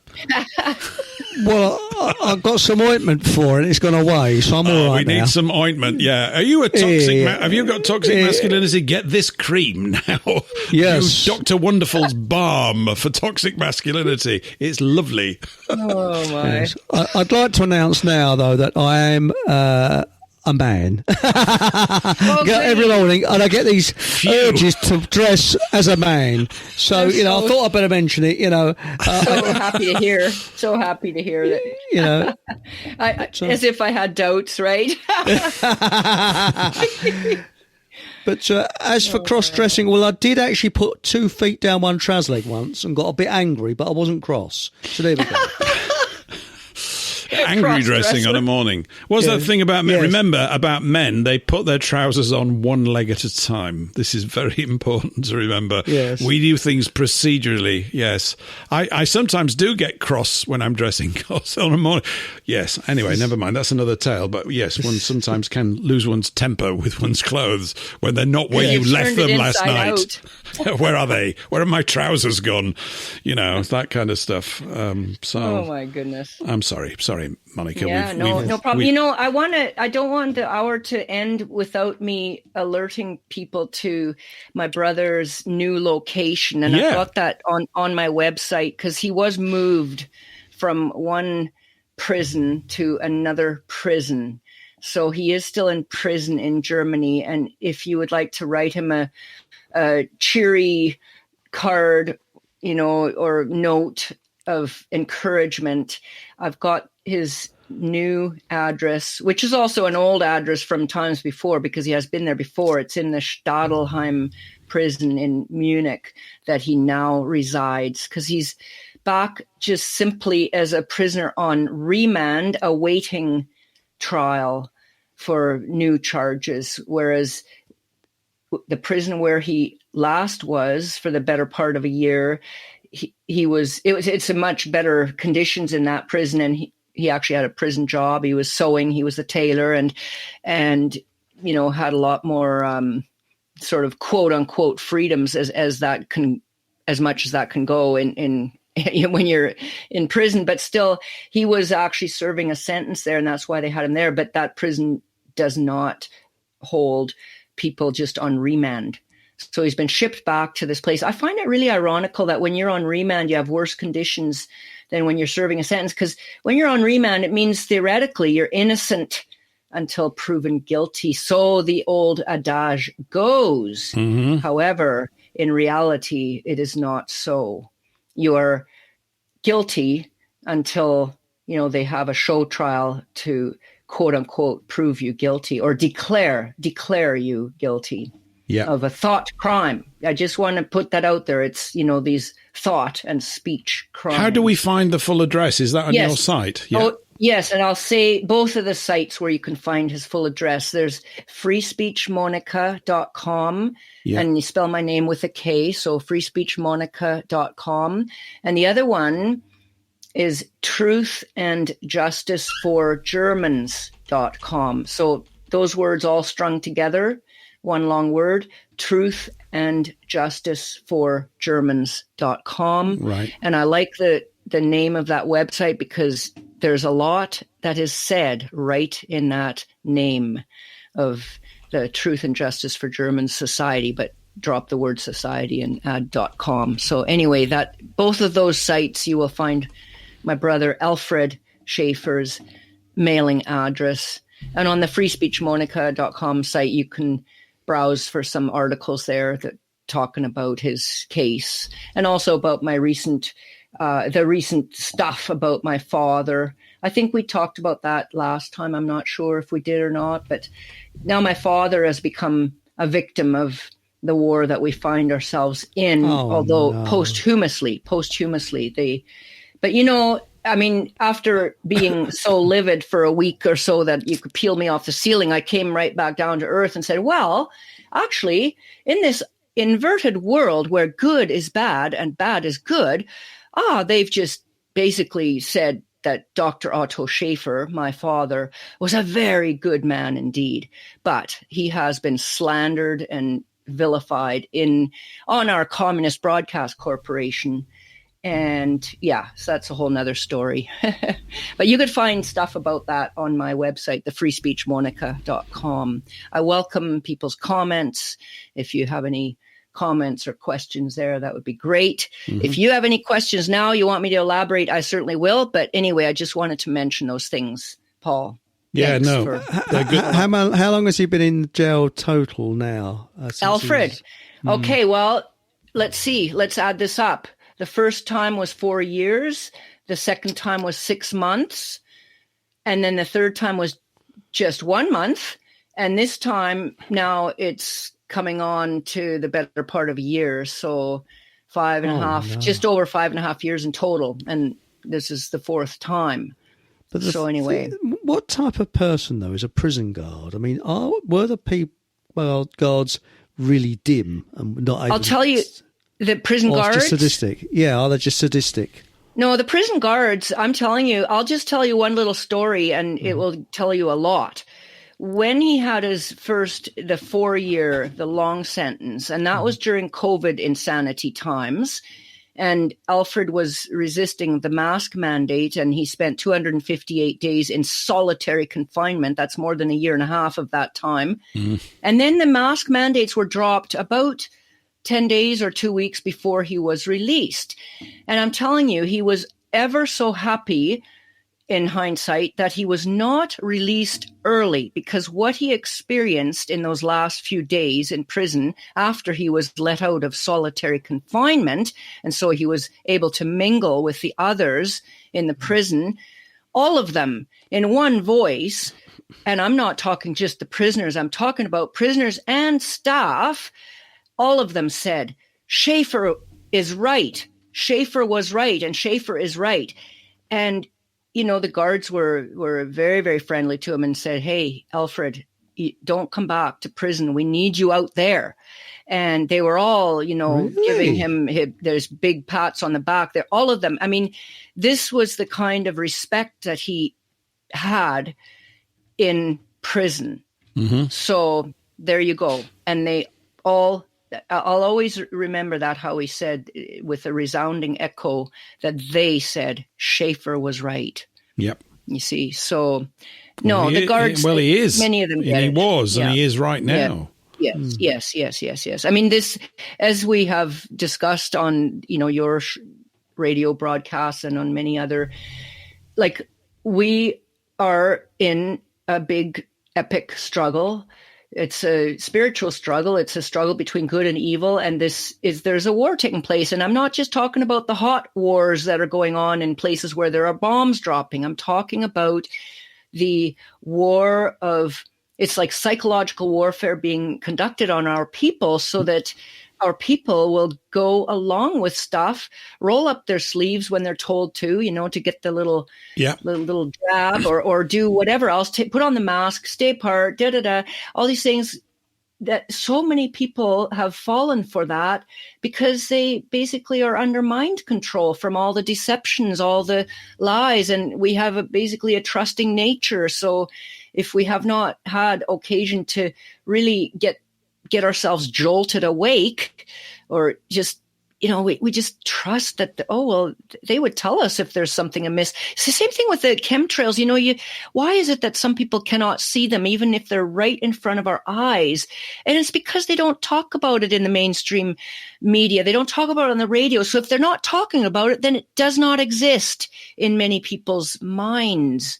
You see? So it's mind control, it's psychological warfare, and then, of course, they turn it into real warfare with poisons and open borders and weather warfare and right? There's many things that they are using now. So, but with the aspect of the psychological warfare, that is what has set the groundwork for them to enable them to do these things to us, right? Mm-hmm. It's quite a rant I just was on. You're right? allowed to do that. It's good. We like it. It feels good. Yes, it does. It sounds good as well. You should get stuck in. Absolutely. Yeah. Earlier, you were mentioning the big fire of 1666 in London. Yeah. And in my hand, I have this book by Robert Sipp here, and it's 1666, Redemption Through Sin. About year. Sabotage V and the Sabbateans. Yes. Sabbateans, and then after he died, Jacob Frank, and then Adam Weishaupt, and then Lord Rothschild, and It goes on. Yep. Into the present. It seems that now it's really becoming ubiquitous that the greater the sin, the better, right? I mean, in their eyes. I think the idea, more than an idea, that people have been gradually inducted into a satanic condition is true. Yes. I mean, right to the reversal of the sexes, right? Everything, every single thing is up for abuse, humiliation. Mm-hmm. They're really into humiliating us, their enemy. Which they designated that way. Of course, we go, oh, no, it couldn't really be that bad. Well, maybe we used to say that when we were very, very young, but we were people who early on realized that wasn't the truth. We're not bad or anything like that, and that there really is, and I'm using the word satanic, I think, in the correct way, which is as an adversary. A shaitan is an adversary. And, of course, Satan has come to sort of anthropomorphically, is that the right word? Symbolize this, and it carries like posters. It's like a meme. The devil's going to get you. Well, not as some sort of two-legged thing, but in terms of this mind conditioning that takes place. And I think, I do think there is a spiritual component to this that there are demons, and there are. Yes. I do think it takes a more real aspect than what you've just described. I think. I don't know. No, I think it does as well. It comes. With all of these things, they can be described in so many different ways. You can spin it or sort of apply it to whatever situation you are. I mean, certain people you couldn't say that to, or you could, but it probably wouldn't be too effective. Mm-hmm. I just, you just see it in aspects of everything. Nothing works the way we instinctively know it could and ought to work in terms of decency. And you see all these people in supposedly high positions of power going along with it. So, and then people go to those people in power that they perceive to be in power and ask them to fix the problem without realizing that they are the problem. They're the ones who are or they've certainly signed up for the other side. They've gone over to the dark side, to use Star Wars. And why not? I mean, it's an apt description. And this is nothing new as well. So that, we fight spiritual wickedness in high places. We do, and it manifests in all these terrible symptoms that we see around us, and it's more than useful. One needs to know that there's something at the pit of this that drives it, that keeps all its acolytes or proselytes in line, because that's really what they are. And they, how forgiving do you get? Well, these people can't help it. They were inducted into it. Yeah, but he's going to blow your head off with a gun. Now what do? Do you really want to, unfortunately, they push it to that point. And I think everything that's going on, I mean, the whole so-called migrant thing, the fact that nobody, even the way that the media cover it, is part of the problem because they're in on it knowingly or unknowingly. I suspect unknowingly. I think they're that stupid. It's more dangerous. They're literally that stupid. Let's talk about it in mild tones. Nobody is strident and calling it out for what it is. So, every supposed government that we've had, and we've had tons of them now, it's like the Weimar Republic, like they used to have a government every 6 months, didn't they, in the 1920s? It's just like that here. There's nothing, people don't know this, but those of us that read history do. We see exactly the same crap going on, the destruction of the culture, the subversion of morals, all of these things. It all roots back to one or a few spigot points that we all know of, the unmentionables, and that's where it's emanating from.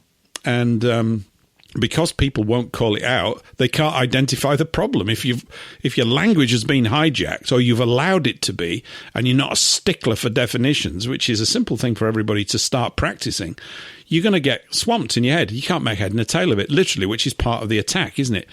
We can't. Most people can't describe the problem. If you can't describe it, how can you solve it? You just made an excellent point about the language and the words. So it is extremely important that we have clarity of the language and don't let them subvert our language and then make, this and that is politically incorrect. You shouldn't call this anymore, and you shouldn't call that anymore because that's now politically incorrect, so that they scramble our minds, make it so that people are afraid to even describe anything accurately for fear of that might be a politically incorrect way of calling this or that. Mm-hmm. And, language, it's extremely important. That's good that you brought that up. It is. And I think it saps people of their will to fight. They don't realize it. It's a gradual process, but it saps people of that. Oh, there's got to be another way. Well, okay, you better get a wriggle on, though. Because we need to really get a wriggle on. Yeah, they're not going to wait for us to be in a nice, happy condition to deal with the situation. It's always about permanently keeping us off balance and changing things unnecessarily while selling you the change as a new bit of progress. Progress? What's that? I just don't see it. I don't know what you're talking. I see the change in the form. We see particularly, don't we, the change in the technology that they're using to govern us. Indirectly and without our consent, which they just pay lip service to. And then, if you want a process of redress of your grievances, they tell you that there is one, but in actuality, there isn't, because that process is completely manhandled by their agents. And it takes you 10 years to be heard or something. This exhausting process, by design, of course. There's no rapid judgment on things. And there needs to be. Nice and simple. You've got a nail, you pick up a hammer, you drive it into the wood. We need it back to that. That's how we tend to operate. We want to deal with things in the here and now and get it sorted. But the whole thing has just become literally littered with obfuscation at every level. And you've got these professional liars called politicians who are happy to get paid to do their filthy job. Yeah. Well, and just back to the language thing, and also it's kind of a nice segue and brings Alfred in, and we just have a couple of minutes left. I see that the way he talks about all these words that were, that are weaponized against us or politically incorrect, and we're commandeered, don't say this, don't say that, don't use that word anymore. Well, it puts up gates in our brain. This is how Alfred describes it. Puts up little gates, puts everything into little boxes in our brain so that we can't connect the dots anymore, you see? So I think that's just a wonderful way to describe it. Putting everything into little boxes in our brain, right? Putting gates between thoughts and ideas and all that. So, Monika, it's just been we seem to have run out of time quickly. For this hour has flown by. I know we started a few minutes late, but it still seems like about 10 minutes. We'll have you back next month, and I'll try not to fret too much in the prep thing. I'll put it in my calendar right away. Thank you so much for having me on. It was a delight. It's great. We love having you on, Monika. It's fantastic. So clear and just great to hear your voice. Freespeechmonika.com, everyone, to follow up on Monika, and truthforgermans.com. Truth and Justice. Truth and Justice for Germans. I've actually posted it in all the chats. We'll be back again same time next week, 8 o'clock. We've got two ladies on next week who've been done over right royally by the law system, Melissa and Michelle. Michelle and Maribel. We'll see you all then next week. Bye for now, everyone.